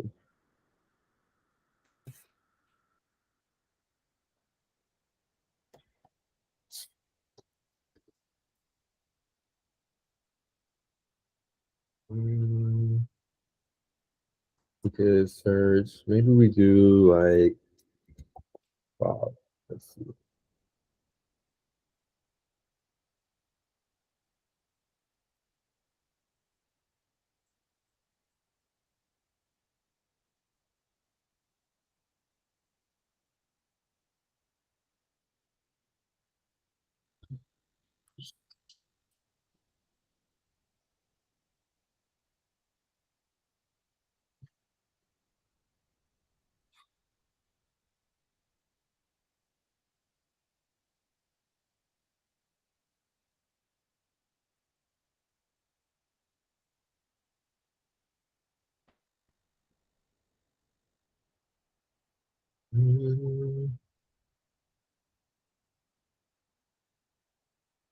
I'm looking at this description, and then she's also been there for 7 months.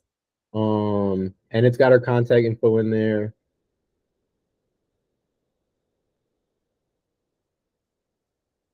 And it pretty much, so data-driven professional. She's a data visualization enablement team member, and I'm trying to see where it says like at Canva. What she does. Let's pull up ChatGPT because I'm thinking she may be good to reach out to. I'm just trying to understand like data visualization specialist. If she'd be the best person, if someone would be a little bit better. Let's see though.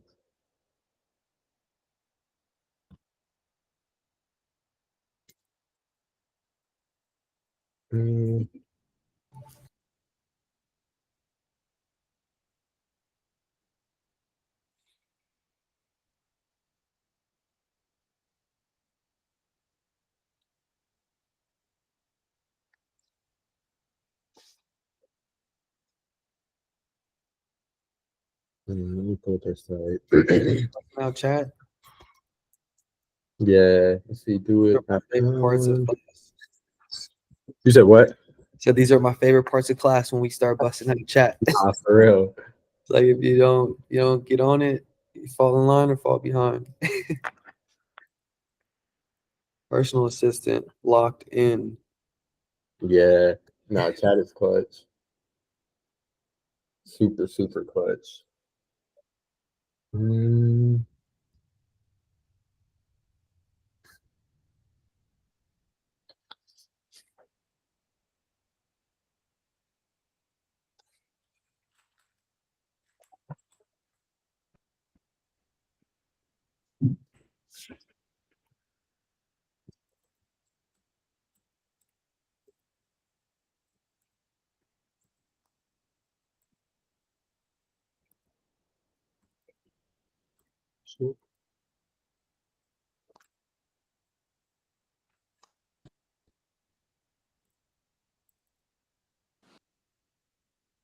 But I use ChatGPT for everything.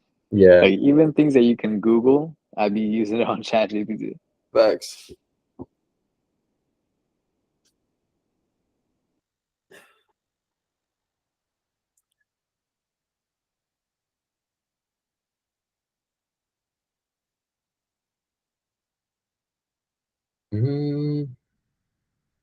So the LinkedIn profile of Nicole suggests that she's a senior global category manager.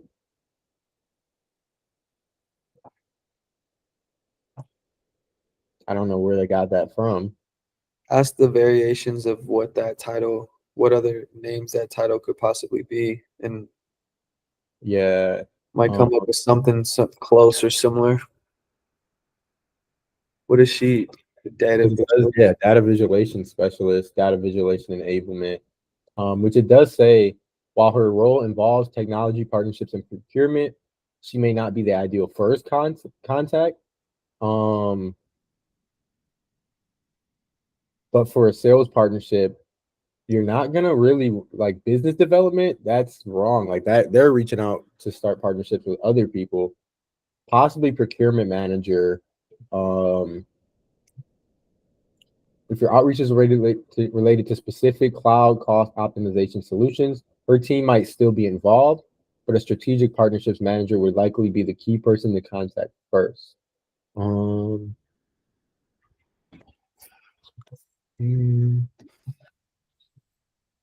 like, let's see if they do have strategic partnerships.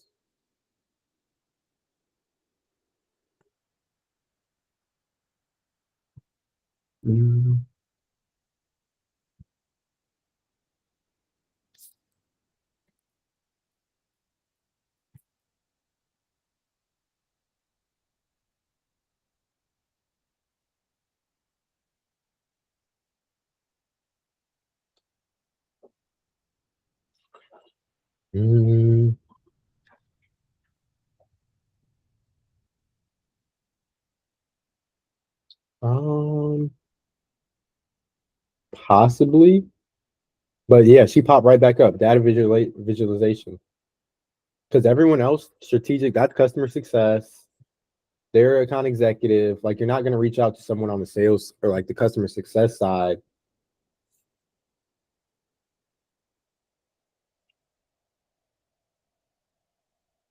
And she seems like she's more market. Well, actually, oh, overseeing tech integrations and strategic partnerships to strengthen the workflows for 190 million plus Canva users. I think we found our girl. Nice. And something else you could add is like another reason I would reach out is that she's been there for less than a year. She's only been in 9 months, so she probably would be more attuned to like new ideas and new partnerships. So I'll drop her LinkedIn in the chat. I'll email it to you too. And because yeah, ecosystem partnerships is like perfect. And for the preparation, should I do her as a primary person I'm reaching out to? Because I think I asked to reach out to like several people. I forgot. I might have to pull it back up. But like to do the cold email to her and whatnot. What do you think? Yeah, I would do a cold email. In the email, I would see as well, like, let me see, how would I start the email? I would have the subject line.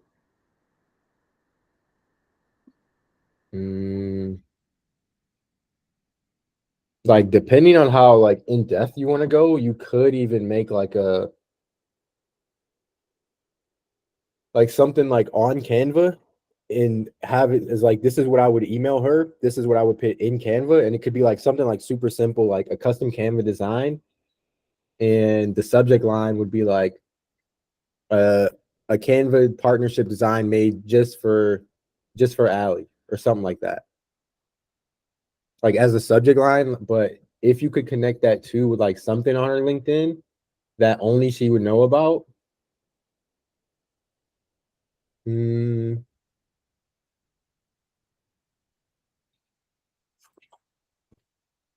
So I mean, like for example, she's a travel advisor, so she could be like, you could be like flying into your inbox with a custom Canva design for Allie. Hey Allie, I saw you used to be a travel advisor. Now you're working on partnerships at Canva. Quick question: how are you guys looking at strengthening the workflows for 190 million users worldwide?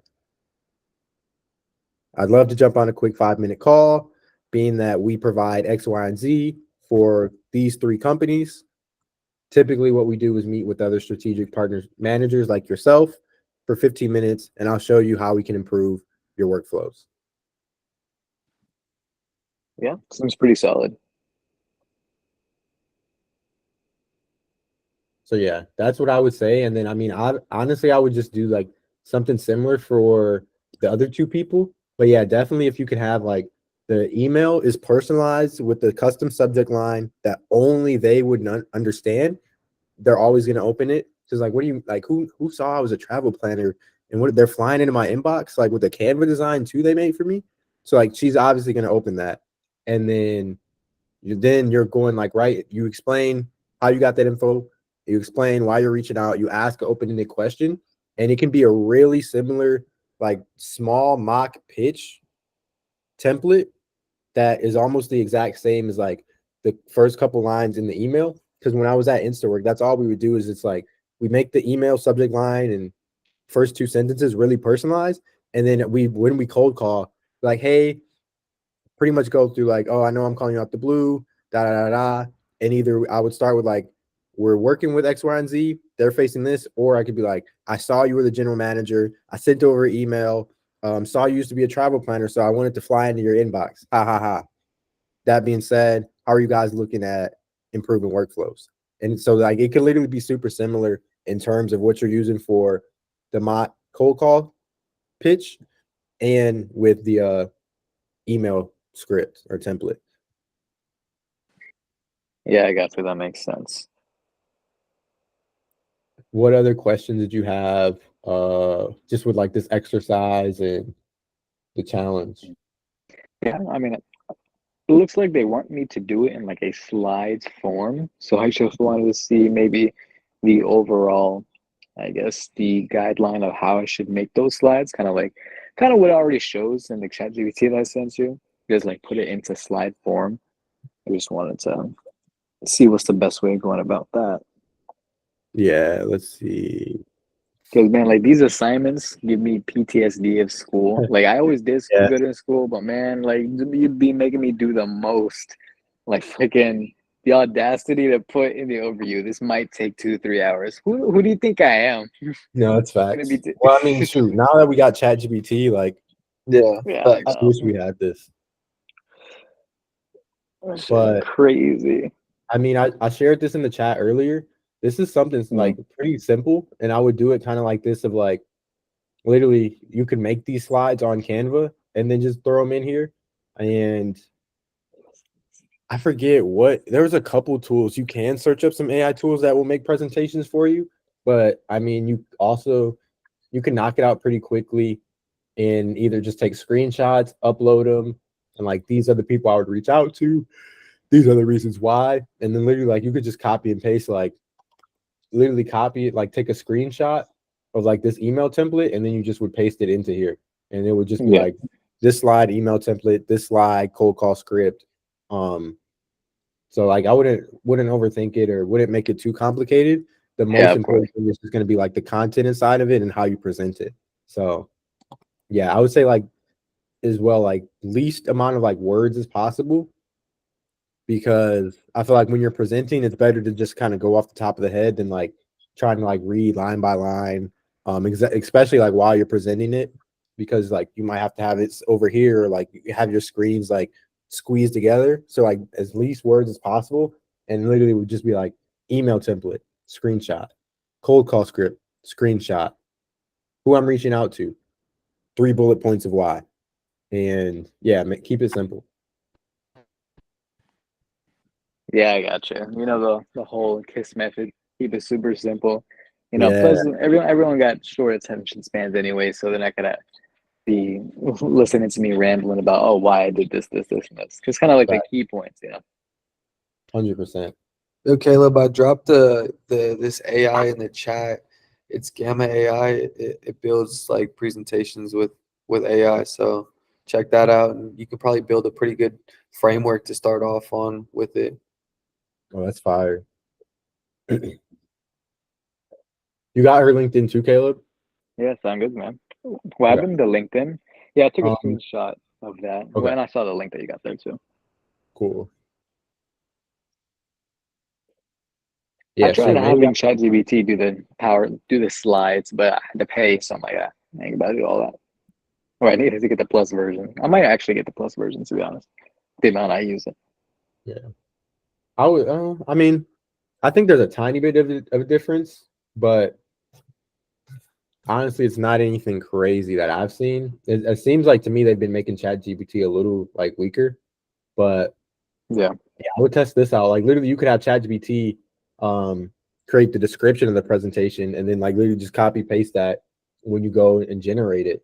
Like that would be pretty simple. Yeah, I've done that before. It's fine. Yeah. Dang, this is some game. I didn't know about this. Try it for free. Cool. Well, sweet. I see Michael's got a question, and then we got Joey. Am I saying that right? We got your resume and LinkedIn to review too. What's up, bro? And what's up? We got that. I forgot to. After that, we got there's companies that we're gonna check out. But what's good, Michael, bro? Glad to have you back. Bro, I just need some I just need some quick rundown. I signed up for the Apollo with the link. I watched your video, and I finished the steps, right? Nice. But then on the sourcing of contacts, and I looked at your video, it wasn't clear, and also I had no idea how you came up with those contacts. So Yeah, I'm just trying to see how you did that. I got you. Let me see. So yeah, the video I made is a little outdated too because I was using Wizza, but what I've been using now is, and I don't know if Kalitha's still on here, but this will help a little bit with the Apollo. Nah, I don't think she's still on here. I know she had some questions about Apollo as well, but they have a free extension. And let's see. Cool. So literally I would just type in Apollo, Chrome extension, Mhm. your Google extension for free. And then, for example, say I was going to reach out to someone at Leap, you would click people, and Mhm. the extension pops up right here once you add it to your Chrome profile. And say I was just select all, literally it pulls all their email, phone number, but you literally would click this button and add to sequence. So say I've got an outbound sequence set up, you literally would just click that and it would start sending like right away. Do you feel like it really matters if you make a list for every single company that you send a sequence to, or is it just like, yo, just throw it in the sequence as long as you're targeting the same role? Yeah, I would just say throw it in as long as you're targeting the same role. Just to Okay. A little OCD sometimes, so I'll start making lists for all the companies. Yeah. No, I think I would just say throw them all in. Because either way, it should autofill like their title and Right. all that too. Yeah, just double checking the titles is like the main thing. Yeah, 100%. Double check the titles and all that. For sure. Mhm. Before you add the sequence, or like before, if you add it and you don't have it, so where it'll automatically send to. So like, say it doesn't send at like 6 p.m. at night or 9 p.m. at night. And yeah, just to make sure like it when you add it, it autofills right. Okay. I would definitely give it a try tonight. Yeah. And yeah, pretty much I reached out to Jamie and she did help me out too. So Nice. I appreciate that too. Yeah, that's the Pretty go. much. That's the like if you're looking for some help with Apollo, she's the person to ask. That's who I ask. Shit like that though, for sure. Yeah, but I appreciate it for the help, man. You know. Yeah, of course. So Yeah. we got so boom, yeah, we got Joey. Hopefully I'm saying that right. And then we'll go check out these companies for Victor. So biggest thing I would say with the resume is there's a lot of blank space in here. The best way to go around that is the classroom section and then resume revamp section. And I would just start with this video right here. So this is literally like hour 20, but you could put it on like 1.5 speed it up. And we've got the templates here as well. And it's literally like me, one of our members, we're going line by line on his resume. And you'll be able to add numbers, metrics, and like kind of break it down for each experience you have. So for an example, CST transportation, what you could do with this is like, I'll actually show you an example. I'm pretty sure the way we did Jalen's.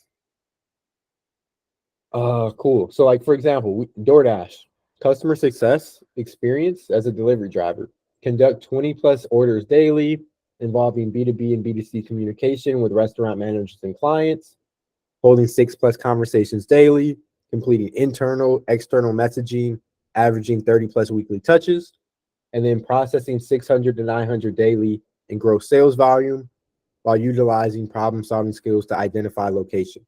Literally, I'll put this in the chat. You could use all that and just change up the numbers and metrics for like what you're actually doing in your role. And then literally you're just going to do that for all these different experiences. So I see you got like the 10% here. You just want to have every single line, optimize routes, decreasing average route time by 15 minutes, something like that. As well, same if you were like training and mentoring, trained and mentored 5+ new team members, as well. And then yeah, you'll be good to go. Outside of that, I would literally that would be step one is update your resume with just everything that's there. So professional summary. You can use, I will go through in that video how to use like ChatGPT to do the cover letter. And then when you go to your LinkedIn, it'll make it super simple of like just copy and pasting all the details that you did on your resume.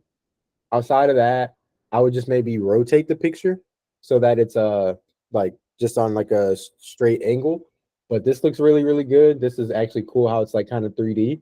And what are you looking to land a customer service role or SDR role?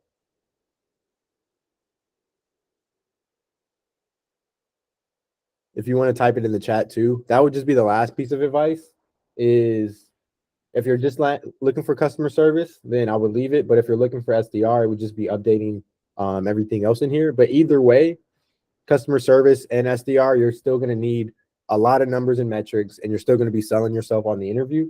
So yeah, numbers and metrics on all these roles, same with resume, and like as small of amount as white space is possible. And then as well, like if you keep it to one page, you can add these transparent sections of keywords too. So like on the this template right here, like right here, if I click it, this is a transparent section of keywords too. So like you can see, boom, boom. So even if there's white space, you still have keywords that are gonna, help you out too. So yeah, that would be really it. So if you need this, I'll drop a link to this in the chat too. All you'll do is just click file and then make a copy. And then on the copy, you'll kind of click these so you can unlock it and get access to custom make your resume too. And then I think we got the last question on the list, which was Victor. We'll check out these two companies that you're interviewing with, kind of give you some tips. First interview. So I'm excited for you, bro. This one, EverQuote, I'm thinking they're like a B2C. So they sell some type of like software for insurance policies. Salary is on the low end, but the quota is pretty solid attainment at 48%. So every other person, 1 out of 2 people, is at least bringing home 60K. If you're like crushing it, you can bring home 80K. It definitely is on the low side, but like this is a role, like if this is your first role in tech, I would take it to gain that experience, put it on your resume, also be remote so that once you're remote, we can still keep applying to jobs for you. And then you can keep getting more interviews, get a better offer. So that's valid. Reviews has been positive. Which pay was better, but great company with good people. And then there's literally only 3 reviews. One said it was terrible. And then this one says, and lead specifically nosedive. But these are a year old. But like, I don't know. You'll see some crazy stuff like, as a result, agents are paying $12 for a lead that has hairy ass as the name with a disconnected number like that. So yeah, I mean, either way, you can look at it as an interview practice. This says I started in the closing role, but reps make the transition from BDR to AE very quickly from what I saw. So that's also a really good thing. But yeah, overall, oh, go ahead. No, I was just saying, so what would I like say when they're asking like what would I say when they're asking me like questions and stuff? Like that's what I'm really worried about. Sweet. So I'm gonna pull up your resume too. And then do you have an interview prep template set up yet? I do not. I don't even know how to get to it. So if you ever need classroom, yeah, what I'll do, I'll make one for you and I'll share it with you. But like if you ever needed it, it's under classroom and then step by step getting hired. And pretty much you could scroll and you can go through and boom, how to prepare for the interview. And we've got the interview prep template there. As well, something that I added, I forgot I even added this in here, is if you're on the computer and you see these links like to start here, submit resume, all documents. If you just click all documents, you'll see like links to everything. So like interview prep template, review your interview. What I'm gonna actually add is this document as well.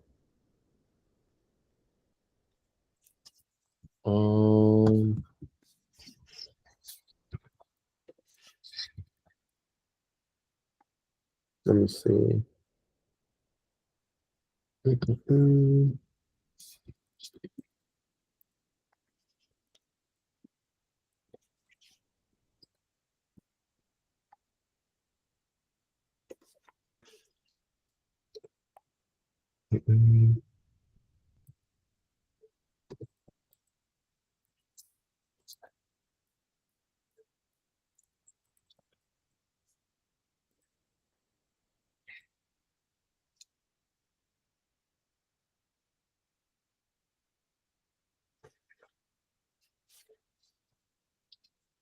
Let's see. Okay, cool. So yeah, I just added to like after the interview, you can send some form of this template, or it could just be like a super simple like thank you email. But I'll drop this in the chat.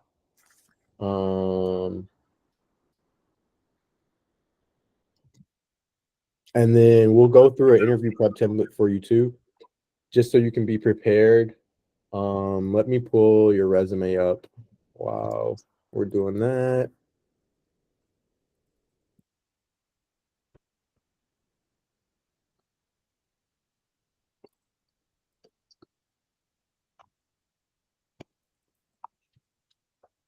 All right, so we've got Glen Coco on there. Have you had a chance to get on Glen Coco yet at all? No, I've been working, so haven't really had time to get on it. So that would be the biggest thing. Like the quicker you can get on Glen Coco, that's going to give you so much more confidence. What I would say is like we did the hyperbound practice, so you should have added a little bit of confidence to like you actually been able to practice some cold calls and all that. But let me go here. Checked out EverQuote, and we'll make a copy.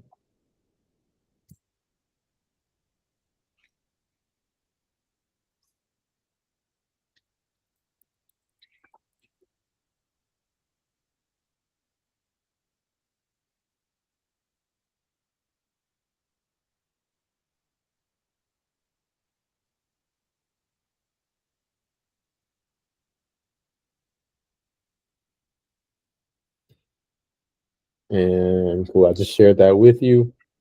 All right. And we're gonna go.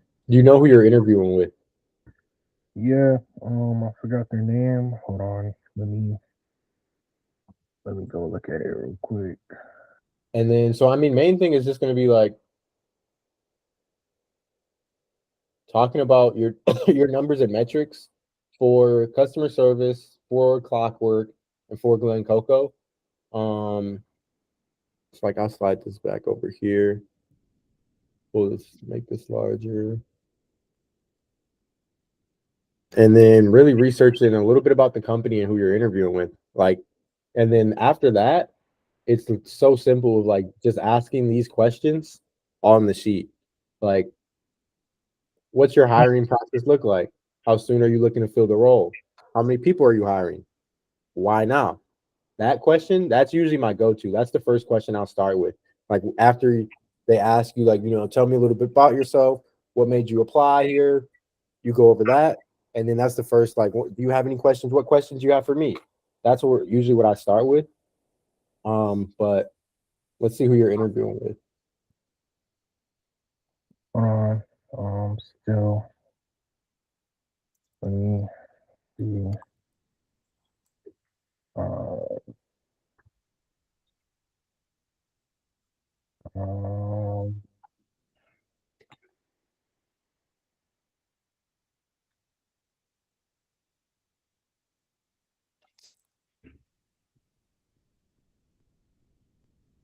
Okay, so the person's name is Elizabeth, and her last name is Y.I. Let's see. And then, yeah, that's her. Perfect. Yeah.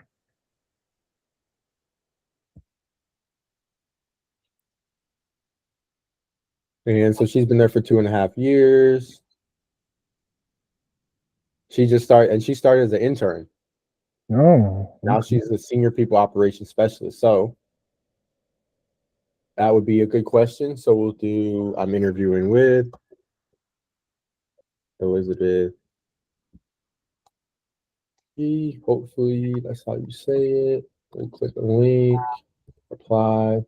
And so I see you've been with EverQuote now for, I would say, almost 3 years in recruiting.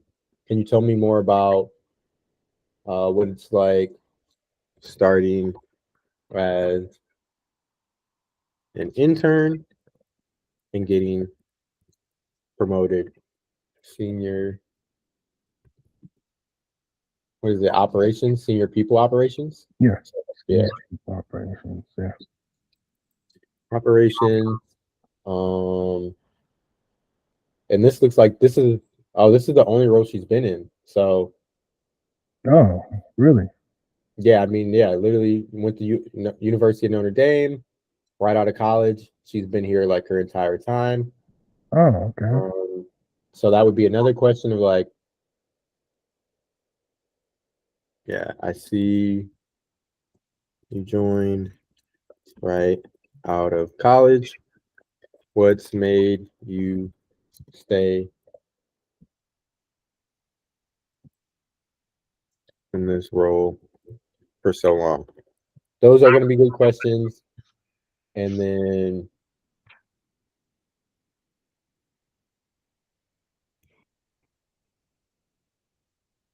this one, what's your hiring process? What does collaboration look like between the team? And then I would be like, outside of salary, what other benefits? Do you guys offer equipment? What softwares are you using? In terms of like, what are you using for internal communication? So that's just like, how does the company talk? Are they using Slack? Which Slack is literally like Discord, but for the corporate world. Gotcha. And then you've got Microsoft Teams. I don't really like Google Suite. You can use like Google Chat too. I do like that. That's pretty clutch. And then when it comes to leads, how much do you know is inbound versus outbound? How often do trade shows and conferences happen? Those are just all good questions as well. So what's the difference between inbound and outbound? So that would say like inbound is like where they just supply you like these are the people to call versus like, and then that could be like calls are coming in versus outbound is like, this is the type of person we're looking for. Here's Zoom info or here's LinkedIn. Go find these people and give them a call. Okay. And then trade shows and conferences, you could ask like, do you guys do any trade shows and conferences? A lot of these tech companies, depending on the size, may pay for you to travel and go to like a conference or fly out somewhere as well. And then this one, I don't really think is relevant. And I mean, yeah, really, I would just ask those questions and then these two. So like I'll add these.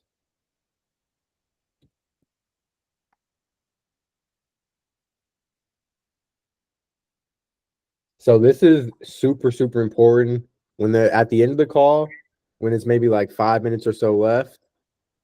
I would just say, wow, well, anyways, well, I wouldn't say it like that, but I would just say, like when it's like, any more questions, I was like, yeah, my last question.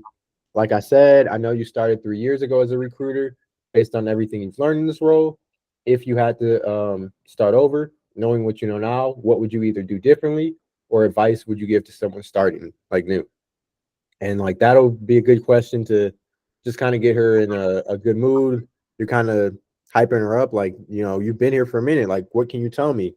And then I'll add one more too. But after that, this is when you go for the close. So you let her know, like, yeah, I am interviewing with a couple companies. you guys are my top candidate based on what we said today. I'd love to move forward. What would the next steps be? Ideally, if it's a good call, and depending on the company, she'll pick like a calendar invite for the next person. And then as well, I would say know about that next person I'm interviewing with and what they're looking for. So also too, if you have a second device, I would definitely say record it. And this is a really good question. So say everything goes good and she puts you on the calendar for a second round, and it's like with a hiring manager or like someone on the sales team. I would just say like, oh, how much, do you know about that person and what are they looking for? Like, what are they looking to hear? And that's really going to set you up for success on that next call. I would ask for more like advice on the next person that's going to interview me. Yeah. So like say for example, like you're meeting with someone on the sales team, she's worked with them for the last 3 years. So say like your next interview is with Dakota and you were interviewing with me, you'd be like, hey, what can you tell me about Dakota? Like what's he like? What's he looking for when I interview? And I'd be like, he's got really high energy. So make sure you bring your energy, make sure you're dressed like nice and you're ready to give a pitch. Like you're ready to do role play. Oh, okay. And like that would really help you when you get on that next call with them. So that's why I say, like, if you can get that next interview set up, or even if she tells you like what the next steps are, this is a really good question so that you can come even more prepared for that next round. Gotcha. All right. Okay. So yeah, I would say make sure you got access to this. Just review these questions, and then really outside of that, just learn a little bit about like why, like the company, like what they sell. It's really some type of software to like insurance. Like let's see, online source for insurance policies. So I would just say like, why'd you apply here? Well, it's illegal if you don't have insurance. Insurance is always going to be around. It's a really good industry, and tech is always going to be around. Tech is always growing. So I wanted to be for one of the leaders in the insurance tech space. And I saw you guys work with Progressive, Liberty Mutual, and the General. So I wanted to apply and work with you guys. Oh, okay. That's pretty smooth. Yeah, Pretty it's smooth. it's it's literally simple. Like once you get it, you get some practice, it'll be good to go. And then Joey asked how many jobs you said have we sent out. I just dropped this in the chat. Looks like about 440. Oh yeah, and the second question I have is for the challenge for Kilver. Yeah, they want me to like contact somebody, but I just need a little bit of guidance. Did you have like a email of the challenge? Yeah, I do. Should I Like, I'll put forward my it to you? yeah. All right. Yeah, I don't see too many reviews of anything on RepView. So yeah, we'll check that out. All right.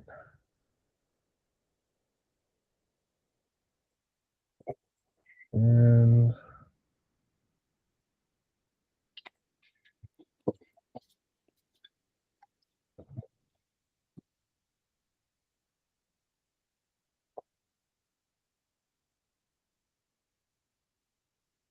all right. Just sent it. Okay, sweet. Let me pull it up.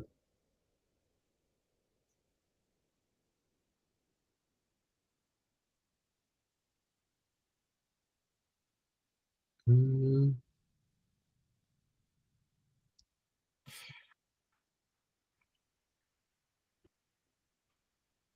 All right, cool.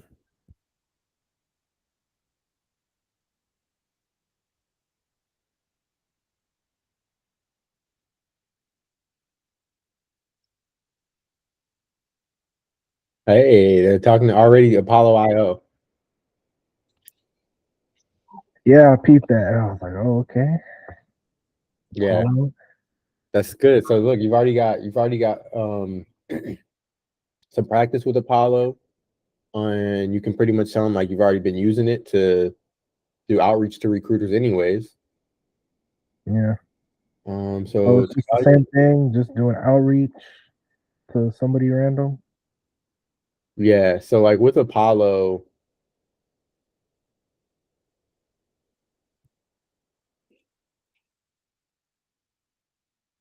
mm,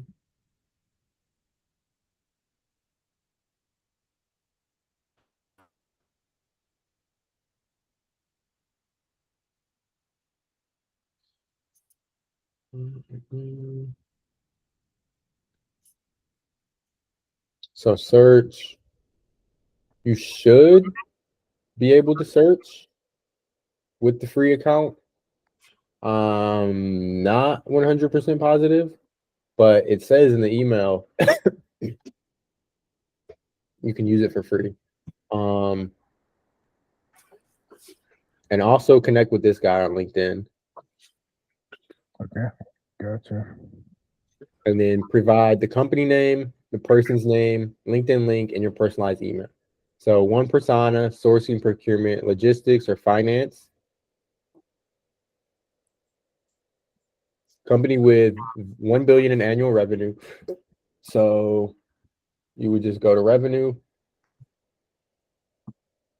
is minimum $1 billion. What?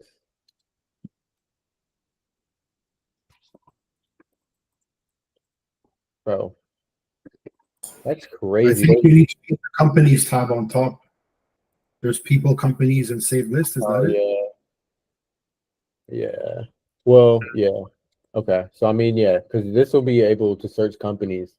Because I was gonna say, like, that's still a lot of people. That's a lot of there's 24,000 companies that are doing $1 billion in revenue a year. That's insane. Yeah, that's crazy. That just shows you though it's possible. That's a lot of companies. That's just in the US. Wow. I think the company is based in like Ireland or something because I looked it up. I think they're based. Yeah, in the name that. sounds different for sure. And then so identify a VP level persona. So well, you could search by companies and you could first go to companies. I think that's why I was searching people because ideally you're gonna search. So yeah, is minimum $1 billion. Like look, that's so many zeros, bro. They're doing that every year. And then so persona VP level. So you would go to persona. Um, create a persona manually. New persona, and then okay, so job title and management level would be VP, and then you can go into like their job title. That's when you can search by That's in sales. Oh, like sourcing. Literally, you could literally type in literally like copy and paste like sourcing, procurement, logistics, or finance. oh, okay, gotcha. Yeah, it just did it. Like literally just copy paste. So now you got 14,000 people to choose from. And then you would just save the persona and you would go through, find that person. And then as well, you could add these industries too.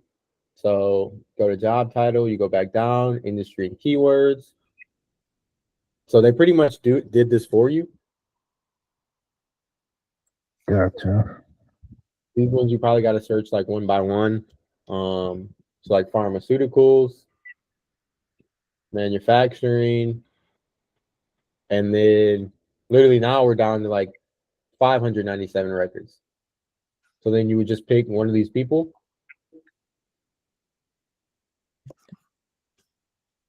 Literally, I click on them and LinkedIn. So include the LinkedIn profile link of the person you selected. And from there, you would just write a custom email. So Yeah, that's the part I kind of need help on, the custom email. So strategic sourcing solutions and sourcing software. So what do they do? Sourcing what? All industries, all categories. They work with some top companies.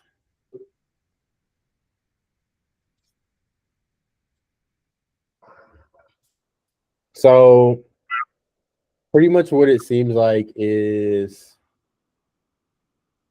a simple way to describe it when she's like supplier relationship cultivation. And what does Bristol Myers do? In a sense, you're basically, when you're going through like hundreds of bidders, so it's like Bristol Myers, they're a pharmaceutical company. Say they have a new like vaccine or drug or something coming out, and they want to set up a manufacturing plant. What they would do is call like 6 different companies and be like, hey, we need these type of equipment, we need these machines. How much would it cost for you to build the factory for us? So what this company Kilvar does is automate a process to be like, this is the all equipment we're looking for. And then it like mass sends it out to a bunch of people who make the equipment. And then they give you a price.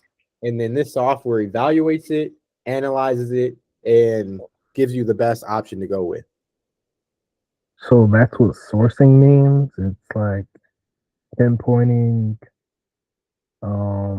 like potential Pretty much like candidates. finding the best thing. Yeah, like finding the best thing. So like say you're a recruiter and you're sourcing people, you're gonna find the best person. Same with say you're a manufacturer, supplier, and you're trying to start a clothing brand, you're gonna find the best designer who can like make the merchandise for you, make the t-shirts, make the hoodies. You're sourcing a vendor. You're just gonna call up 7 different people. Hey, how much does it cost for you to make like this t-shirt? How much does it cost for you to make this t-shirt? How much does it cost for you? And then you would put all that in here, and then it would analyze like this company can make 10 t-shirts for $100 and it's in really really good quality. This company can make 10 t-shirts for $200. It's in top quality. This company can only do 1,000 t-shirts minimum, and it's okay quality, but it's $300. So it's gonna analyze based on what you're telling it of like the design. This is really I'm looking for the best quality, the fastest shipper, and obviously the best price. But my budget is this, so I'm flexible. So this is what they do. So in terms of writing that like custom email, where I would start is if I was reaching out to her. She's been with this company for 2 stints of now like over a decade. Went to Villanova, and looks like she's bilingual. So like you could literally send her email like English or Spanish, and then ask like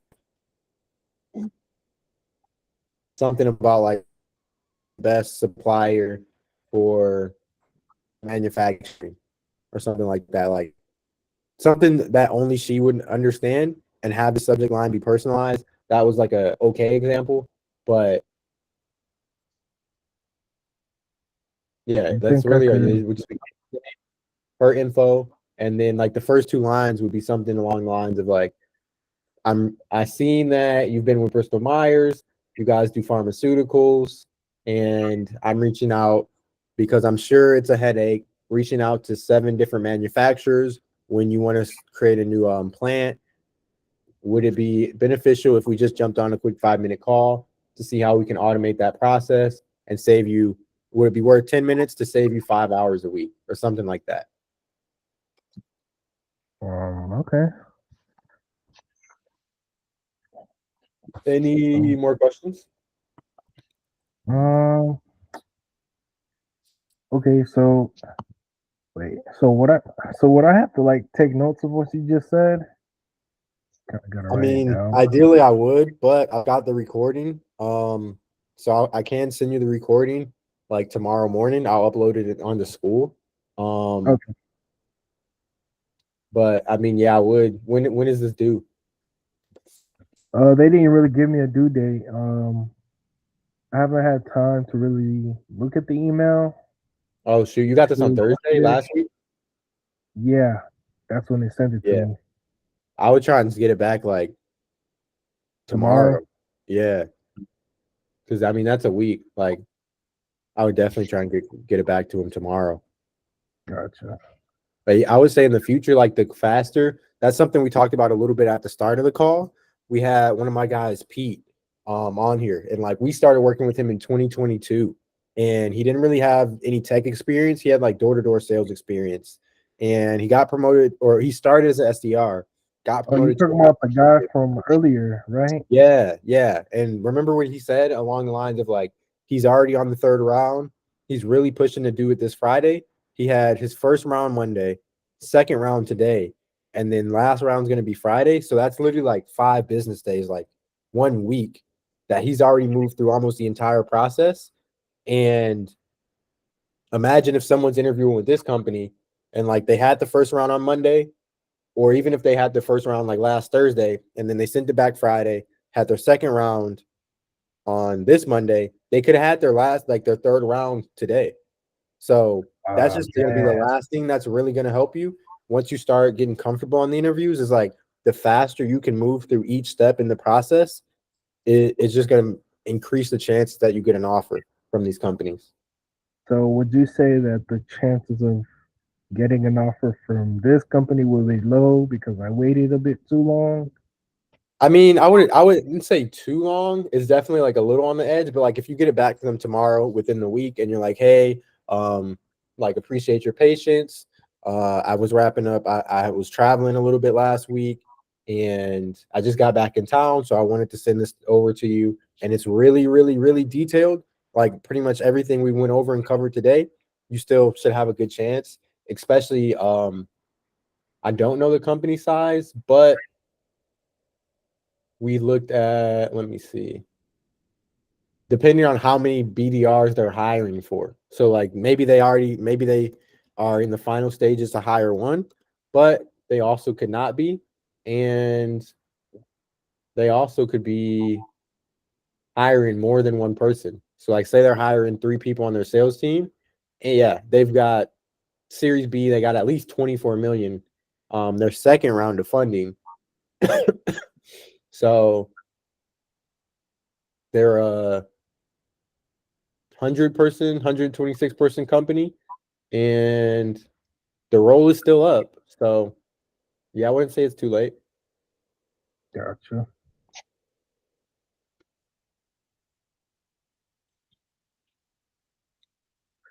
All right. Well, yeah, and I think that's pretty much all the questions I have. So I'll try to get on Glen Coco. Yeah, definitely. I would say start with this. Like, if you could send that to them tomorrow, and then prep for that. The other interview you've got, Yeah, with EverQuote, and after you do those 2 things, that's when I would do like get on Glen Coco. Okay, gotcha. But sweet. Is it anyone else have any questions? It looked like bro, Dakota, they're tired of us. Everyone left. Bro, you dropping gems over here. There's Yeah. only then there were 4 or 6. No, for real. We started, it was like 20, 30 people at the start. Yo, we definitely what 2.5 hours now? Yeah. I feel like we've been blitzing them at least 3-hour long calls. They're gonna start jumping on like, yeah, I don't have any questions. I just need to get Yeah. Oh man, that part though.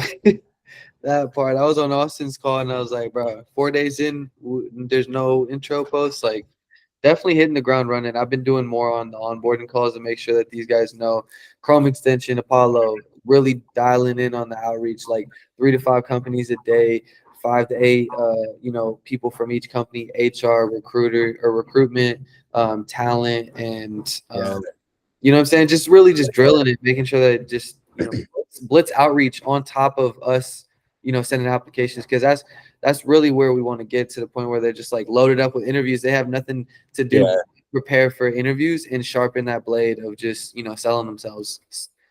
Yeah, I like that. I agree. It's just like, they come in and they have that expectation of like, I'm just, gonna sit back and let them come. But like, you also gotta, do that prep. Yeah. Interview prep is so important. It is. When you're out hunting and prepping, like, and you're ready for the kill, you'll be lined up with opportunities. Facts. The more you work, the luckier you get, Yeah. No, that's one thing Tate says. He's like, you'll always have a lucky day. He's like, if you work every single day, you never miss a lucky day. That part. Ever. That part. Hell yeah. I added a couple new touches to the Apollo sequences. I'm actually training my ChatGPT right now to absorb the tonality and the personality from the emails that I'm getting back from like recruiters or HR people, and I'm training it to I guess replicate that same energy and response. I like that. Yeah, so it's like, okay, if my Apollo reach is all dialed in and I got like 6 banger sequences where it's got like that similar tone. Hold on, I actually got to share it with you. You might have to add these to the sequence that you got going on too. Yeah, no, my sequences my email template on Apollo is like bare bones. Yeah, I added like 3 more touches just so things don't slip through the cracks. But the first 3 that you got, those are bangers. I actually trained ChatGPT to put some better subject lines together as well, just to kind of match the same type of creative, witty cleverness that you had with the 3 that you had put together, because those were fire. Yeah, I like that though. I think that's like the next thing for sure, is like just variation of Apollo outreach, variation of like resumes, like just variation of everything, so everyone has their own unique personal touch.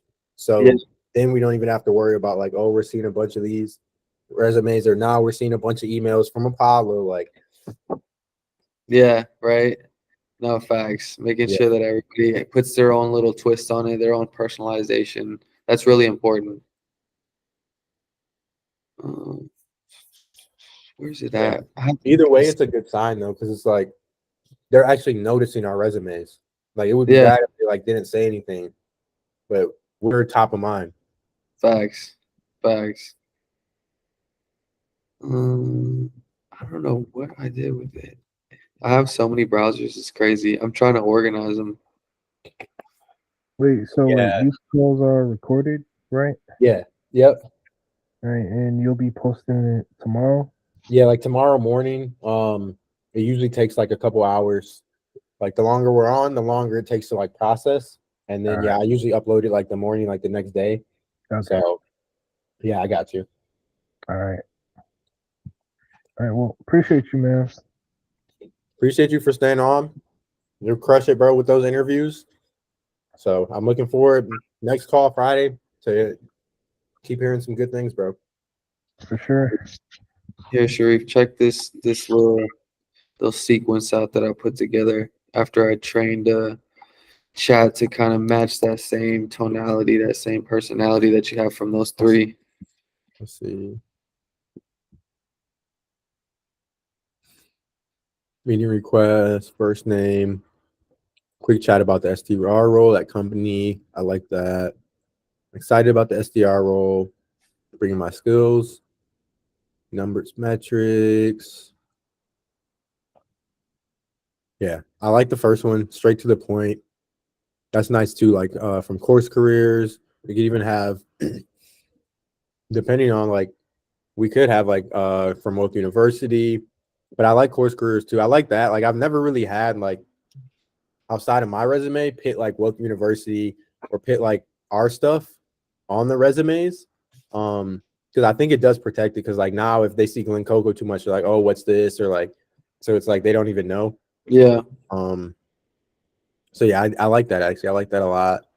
Following up one more time to stay at the top of your inbox. It's the same one, yeah. 2 and 3 are the same, but these 3 at the bottom are the new variations that I put together after I trained chat to kind of match a similar clever way of like, getting their attention. So that would be first name. You won't regret opening this. I like that. I realize you probably got a mountain of applications, so I'll keep this short. If you're still searching for the right SDR, confident I can bring results from day one. If the position is filled, no worries. Just wanted to make sure my name didn't get into the pile. If you're open for a quick chat, I'm all in. Yeah, that's valid. Well, I like that too. Adding your LinkedIn profile and contact info at the end. And then attaching the resume and cover letter too as well. For my question with that, I don't know if if you attach a PDF, does it like flag it as spam? I'm not sure. Honestly, that's a good question. That would be the maybe not, then that would be the only caveat. Because sometimes it's like if someone sends me today, it wasn't bad. Like all the files that got sent over from like Caleb, from Joey, like with the PDF, it just went straight to my inbox. But sometimes it'll go to my spam if I get a PDF. Quick but important. I like that. I know time is of the essence in your world, so I'll get right to it. I'm ready to hit the ground running the SDR role. Got the experience, driving skills to make an impact. If you're still deciding, I'd love to hop on a quick call. I like that. This isn't a pitch, just a fit. Yeah. Fit like just like fit for the like if I'm a fit for the role. Yeah.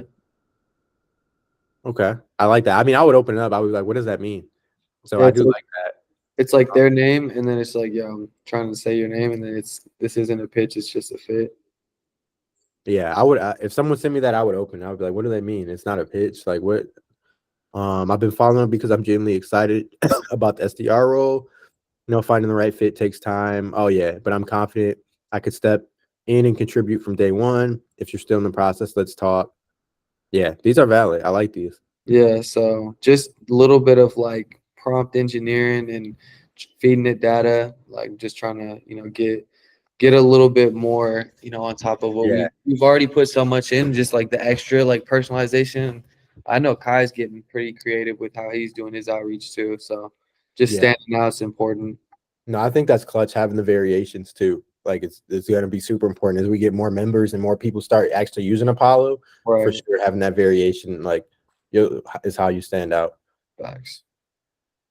Yeah, that's valid. I don't think we got any more questions though. I'll be up tonight too for we meet as a team. I've been popping these neuromints. I've been using them. So Sprouts, man, Sprouts got them on deck. Yeah, I'm about to grab some more. I'm about to be through all of mine. So you know what's crazy? I actually had a coffee today, a salted caramel cold brew from some Starbucks, and bro, I felt like a crackhead the way that caffeine hit me, bro. Yeah.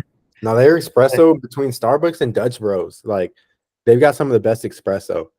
But it's like, bro, I don't know if I've ever had espresso. I don't know if that's in the caramel cold brew, but bro, the jitters, bro, were crazy. I like the neuromints because the L-theanine or L-theanine, it calms the nerves, so it's like you're able to just be wired in. Like it's kind of like I think it's you don't really have like a crash, but coffee you for sure have a crash. Yeah, if you've never had espresso, bro, you'd be like geeked off of a Dutch Bro. I can't do that, bro. You'd be I'll start cleaning the entire house, like just be like bad. Yeah, but you might have to try it once. Like those would have me calling. Like I'd be up, bro, on the phones, like going. Yesterday I was on calls from like 10 a.m. to like damn near like 10 at night, 11 at night, and I was basically just like neuromint for neuromint, bro. Probably had like 6, and I was just like, I was pretty lit, locked in on the neuromints for sure. I got to make sure I keep up on them though, not doing them too much. No, facts. I like them. I like the cinnamon too. Yeah, facts. Like the peppermint or whatever the other ones I had. Yeah, it's just good to switch it up because the taste after a while, like, bro, yeah, that's the only thing. Yeah, it starts feeling a little bit like chemicals after you get used to them. The taste for sure. It's like, bro, bro, let me just finish this. Like, what am I eating? Yeah. Well, shit, bro. I don't think anybody's got any Yeah, more.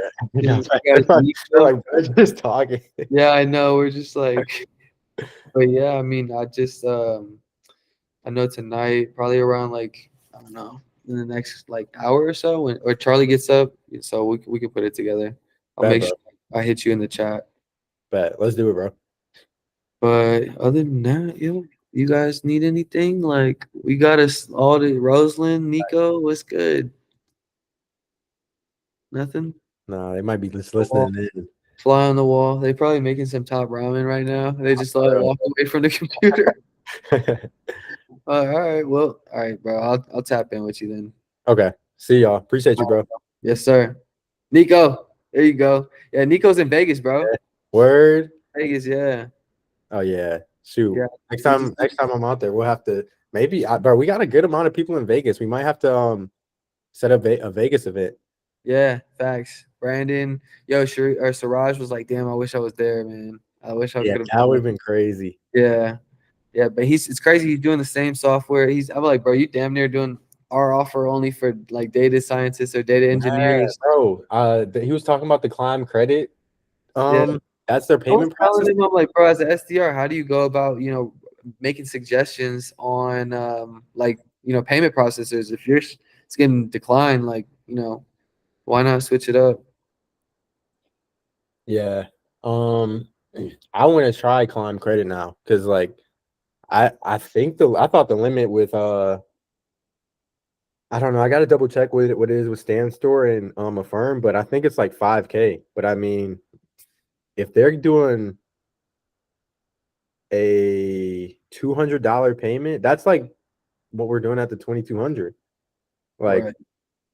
bro, 4x revenue, like that's crazy. Yeah. They're only using one payment processor, so it's like, what? Like, I mean, as a, Hey. Oh, there you go, Nico. We can hear you now. Oh my god, bro. Yeah. Yeah, Nico's in Vegas. Just started his car detailing business. He's having that thing running on autopilot. I was telling him a little bit about job stacking because he's creative like that, very innovative. He's built a team for his car detailing business. He's looking to do the same and leverage being able to work remote and travel. He came from Austin's audience. Oh yeah, you're definitely in the right place then. Yeah, but today I was my for what, third day job stacking, so it's been pretty chill. I had like 16 of this like little free signups for like that company, so it's literally been chill. Like you find the right two jobs and it's not that bad to manage. Like I thought it would be a lot more, but it's not bad at all. What's your average day look like? So that's what, bro. I've been going to sleep a little bit earlier because I'm up now. I'll get up usually like between 6 and 7. Usually I'm up around like 6:30, and I'll start dialing like at 7 a.m. Usually, so I've got to do like 3 hours of talk time or dial time. So like usually I'll do like 7 to 9, knock out like hour and a half, 2 hours, and then today I did another like hour and a half between like 11 and like 1-ish, and then outside of that it's just like different calls and stuff for Wealth U or creating content.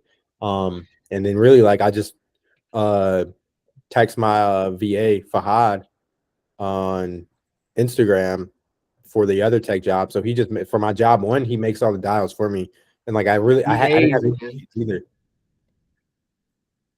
Like Love no VAs. meetings. Yeah, VAs are clutch. They're clutch.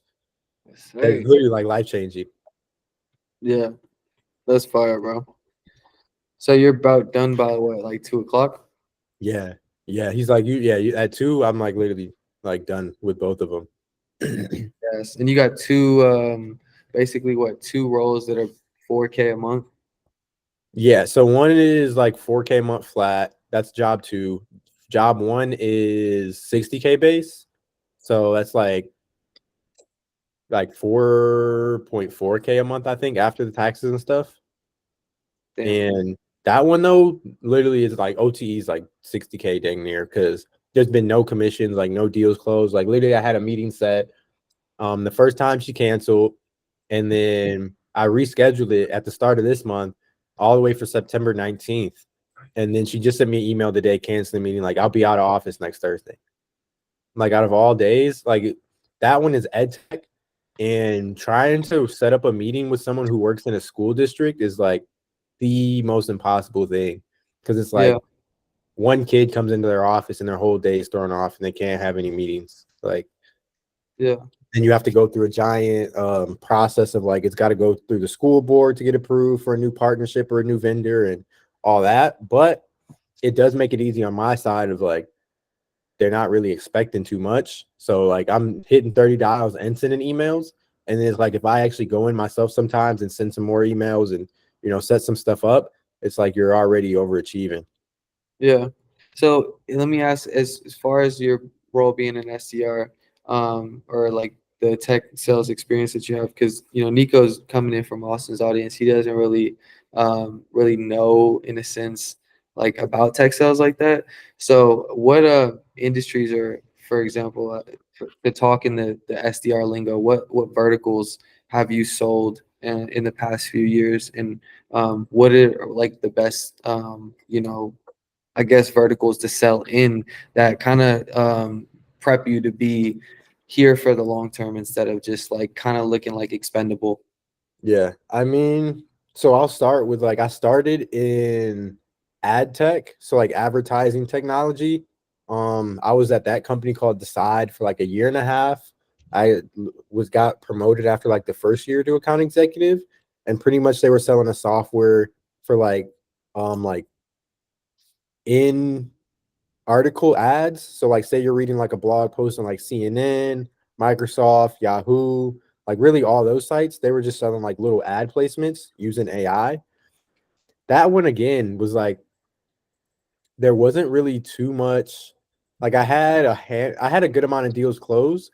Most of the deals came from when they would fly us out to like conferences, because that was more like just relationships. Like the more relationships you had with other companies, the better. It was a little bit harder, like cold outreach. I did set some stuff up, but yeah, with that one, it's definitely trendy because like some of our best offers, that was like what 4 years ago now. So that was like an election season. So like some of our best offers were like the Trump hat or like a Trump coin or like a Biden hat or a Biden coin. Just because it was whatever's trendy, that's where the ad money's going, that's where the attention's going. From there, I went to, I kind of was on my own for a little bit. So like I really kind of built out the program for like a good like probably 9 months before I had another role. I did maybe 2 months at like an executive recruitment, so like the staffing industry, and that helped me land like the InstaWork job. So they're like a software, it's like DoorDash or Uber, but for like warehouse jobs or like server, like restaurant jobs or housekeeping jobs. So I sold that software. That one was really good too. I definitely made the most commissions there until like the VP switched. And then now I'm selling for an ed tech company, which is like the education software, which is really tough. Like that, you for sure, like you need to be a teacher and know other teachers and have relationships. Compared to like it's almost like an inside sales role now at the company that I'm at, which is like a political tech software where they're selling software to people who are running for like local office, like city council or school board. And if you just got to be like nonpartisan, so like you're not running Democrat, you're not running Republican, you're just running like independent. They send you a free software. We get paid per sign up plus a base salary. And that one's like money. Like yesterday I had like 13 signups. Today I had 16. Monday I had like 10 signups, and that's like $50 a pop. Like one of our guys, John Banks in the community, he's been there with them for like 45 days. He's already made 30K at that company. That being said, I do think after November, because the election season will be done at like there's literally like 500,000 people they said is running for like local offices. So yeah, it's crazy the amount of leads they have just ready to go, and we just rip dials every day. That's And it's literally like a 2-minute call, and we sign them up, send them details to their account, and yeah, it's over. But yeah, they said it may slow down a little bit after November, but they're like it'll probably pick back up because people will start preparing for their next campaign in like another 2 months. So I will say, don't like hold yourself to one vertical.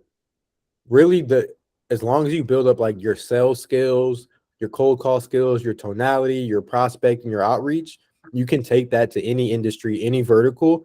And now what I'm learning is like just kind of like bounce and hop between the different trends and like what's hot in the market. And that's how you'll set yourself up to make the most money like in tech. Just because, yeah, it's like different industries at different times like will be super hot. Like no one would have predicted like COVID or the pandemic. But if you were in tech sales and you switched to like Zoom or you switched to like Ring, or like any of the companies that popped off during that time, like Bro, that is such an awesome analogy to explain how lucrative tech sales is. It's like, I'm not gonna lie. Like, I mean, Sharif, like, a little bit about my background. I got a little bit to know about Nico today. I know, we have similar background, and that's one thing that you don't really get the opportunity to be unless you're in tune with a certain type of people. Like, you don't catch trends. So that's what's so cool about being in tech sales. We'll be able to jump trends. If you're in the industry for like say real estate, like it's easy to have shiny object syndrome on a strategy of real estate investing, whether it's wholesaling or fix and flip BRRRR method, right? And you're in that one lane and it's like kind of hard to waver. But like tech sales, it's like literally, you know what I'm saying? We're setting appointments and all we got to do is learn just very small amount of details to be able to set these appointments, to be able to crush it like that, and to be able to switch in and out of different fields. It's extremely lucrative. That shit is crazy. yeah, it's really crazy now that I'm like, I feel like I'm really now like to the point where I can learn like these little things and dial in. Because if you can just set yourself up to where the money's flowing, like you're in that trend, you'll be set. It's almost like you're a bounty hunter, but you're paid so well. Yeah, that's fire. So I might have to well look at that company that you're over here. Yeah, You're hiring right now? Or they are. I think they're hiring commission only, but we'll see. My manager, he said he's out for the next 3 days, and then Omar, he should be getting. He said he just sent his reference check in, so he may be getting an offer. And then, I mean, shoot, I could give you a referral for sure. Like, and we'll be able to get you in because I'll record some of the calls I make tomorrow too. Like, it's so easy. Or, I'll soak that pitch up real quick and have it ready, locked and loaded. That's really all you need to know. As soon as you lock in a pitch, that's your job. Your job is the pitch. And then it's how fast those fingers dial. You know what I'm saying? But you already come with a multi-line dialer, right?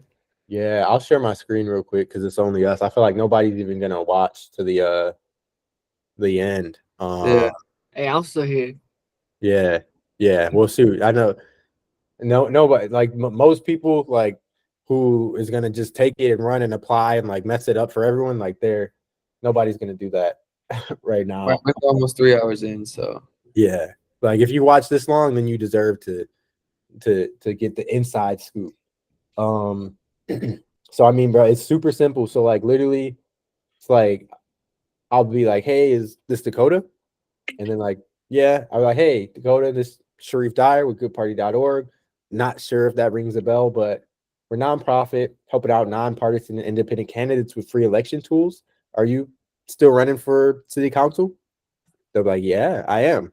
Oh, great. I'd love to email you over some free resources. Like I said, includes access to voter data, SMS text campaigns, direct mailers, and even yard signs. I just need to take another 30 seconds. What's a good email and zip code? And I'll send everything over to you. And then they tell me email, zip code. I'm like, cool, thanks. Just to confirm, you're running either as independent, nonpartisan, or even third party. So yeah.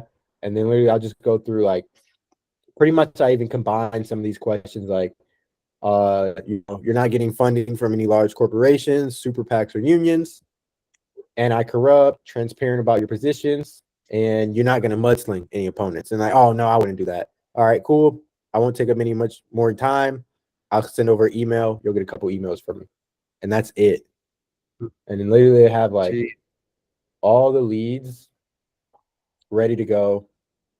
So yeah, it makes it like super simple. Like, let's see if it'll let me log in.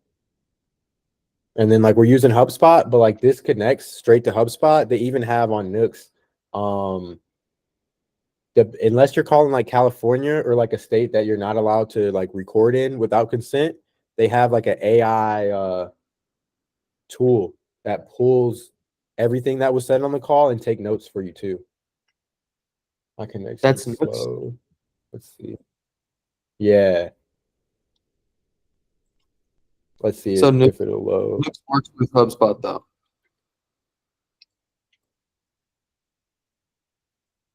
Yeah, like it literally like integrates perfectly. Like I'll finish a call and then I'll update the email and it'll already be updated in HubSpot, and then the recording will be in HubSpot too.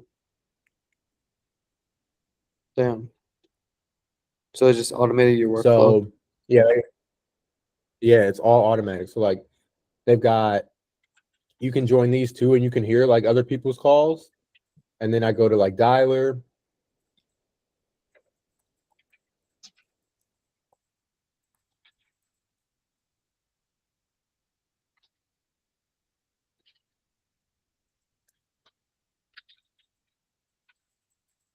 And once it loads, like you'll see like it's literally just like straight like numbers, and then you can do like power dialer. You can even double dial, and then you can do like, I do the parallel, so it calls like 2 people at once, but you can have it call 3, 4, 5 people. And then like I've got 326 leads, and literally it just straight calls them. It's got their name, it's got their office, and yeah, it literally just pulls it. And then whenever someone answers, like it just pulls up like a little like box like with their info. But yeah, like literally straight open in HubSpot, like it all connects as well. And then like So if I Nooks go to is call dial- library, Nooks is a yeah, dialer. Okay, yeah, that's yeah, fire. it's pretty clutch. So like it also shows like your talk time, your connect rate, these, like I click it, and yeah, Nook's AI summary. Sharif called Anthony to offer free election tools. Anthony mentioned he's currently running. Sharif pitched free resources. Anthony declined the offer, stated he does not need any. And like it does this for like all the calls. Nooks.ai. Yeah, That's fire. yeah, yeah. Like here's another one.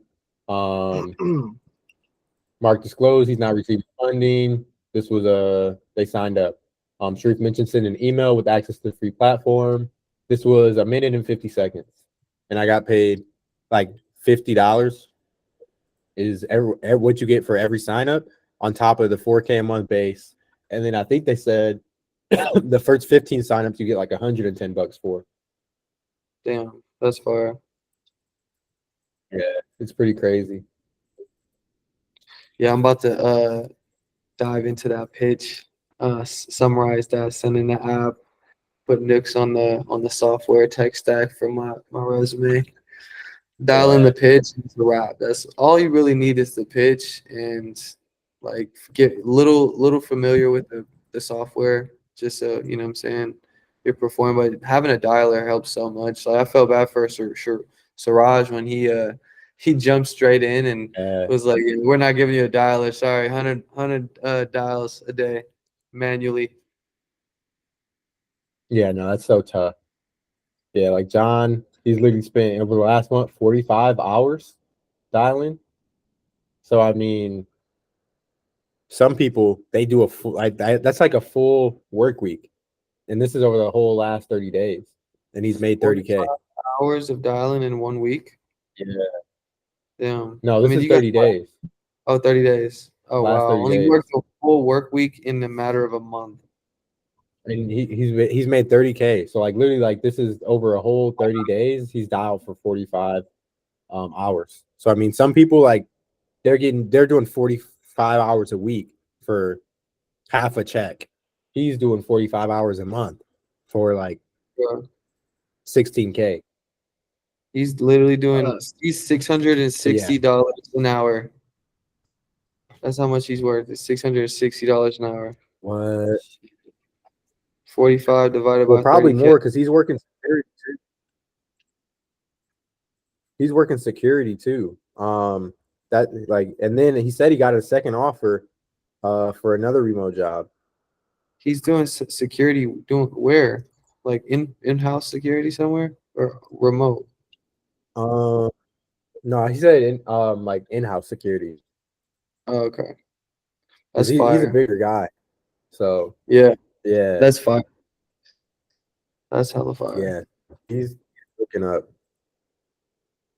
Well, shit, He's man. cooking I up appreciate you nice. talking all that, bro. I'm gonna have to definitely lock in Yeah, with that pitch. That's a nice opportunity, especially if it's gonna slow down November. Like shit, the way they're blitzing it, why not just jump on the blitz with you guys? And when it slows down, hey, yeah. it's on. You just got to be able to catch that trend. It's Capitalize and then just literally that's the capitalize. best top trends. Yeah, Yeah, for sure, 100%. my boy. I feel like my So connection's probably yeah, lagging. your dialer was like making it lag like crazy, but it's cool. Yeah, yeah. I don't know what's going on with the Good call Wi-Fi. though, man.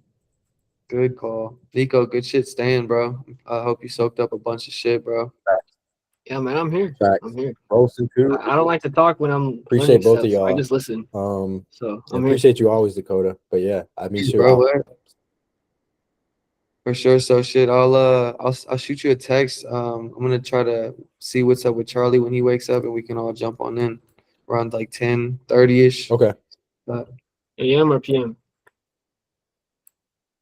Say that again, Nico. AM or PM? Oh yeah, Nico, I'll send you my link, my private support link, and then just grab a time on there. Okay. I'll send it to you right now. Yeah, I'm here, man.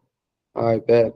Hell yeah, let's I get got it. nothing else to do besides make money. So Let's get it. Hell yeah.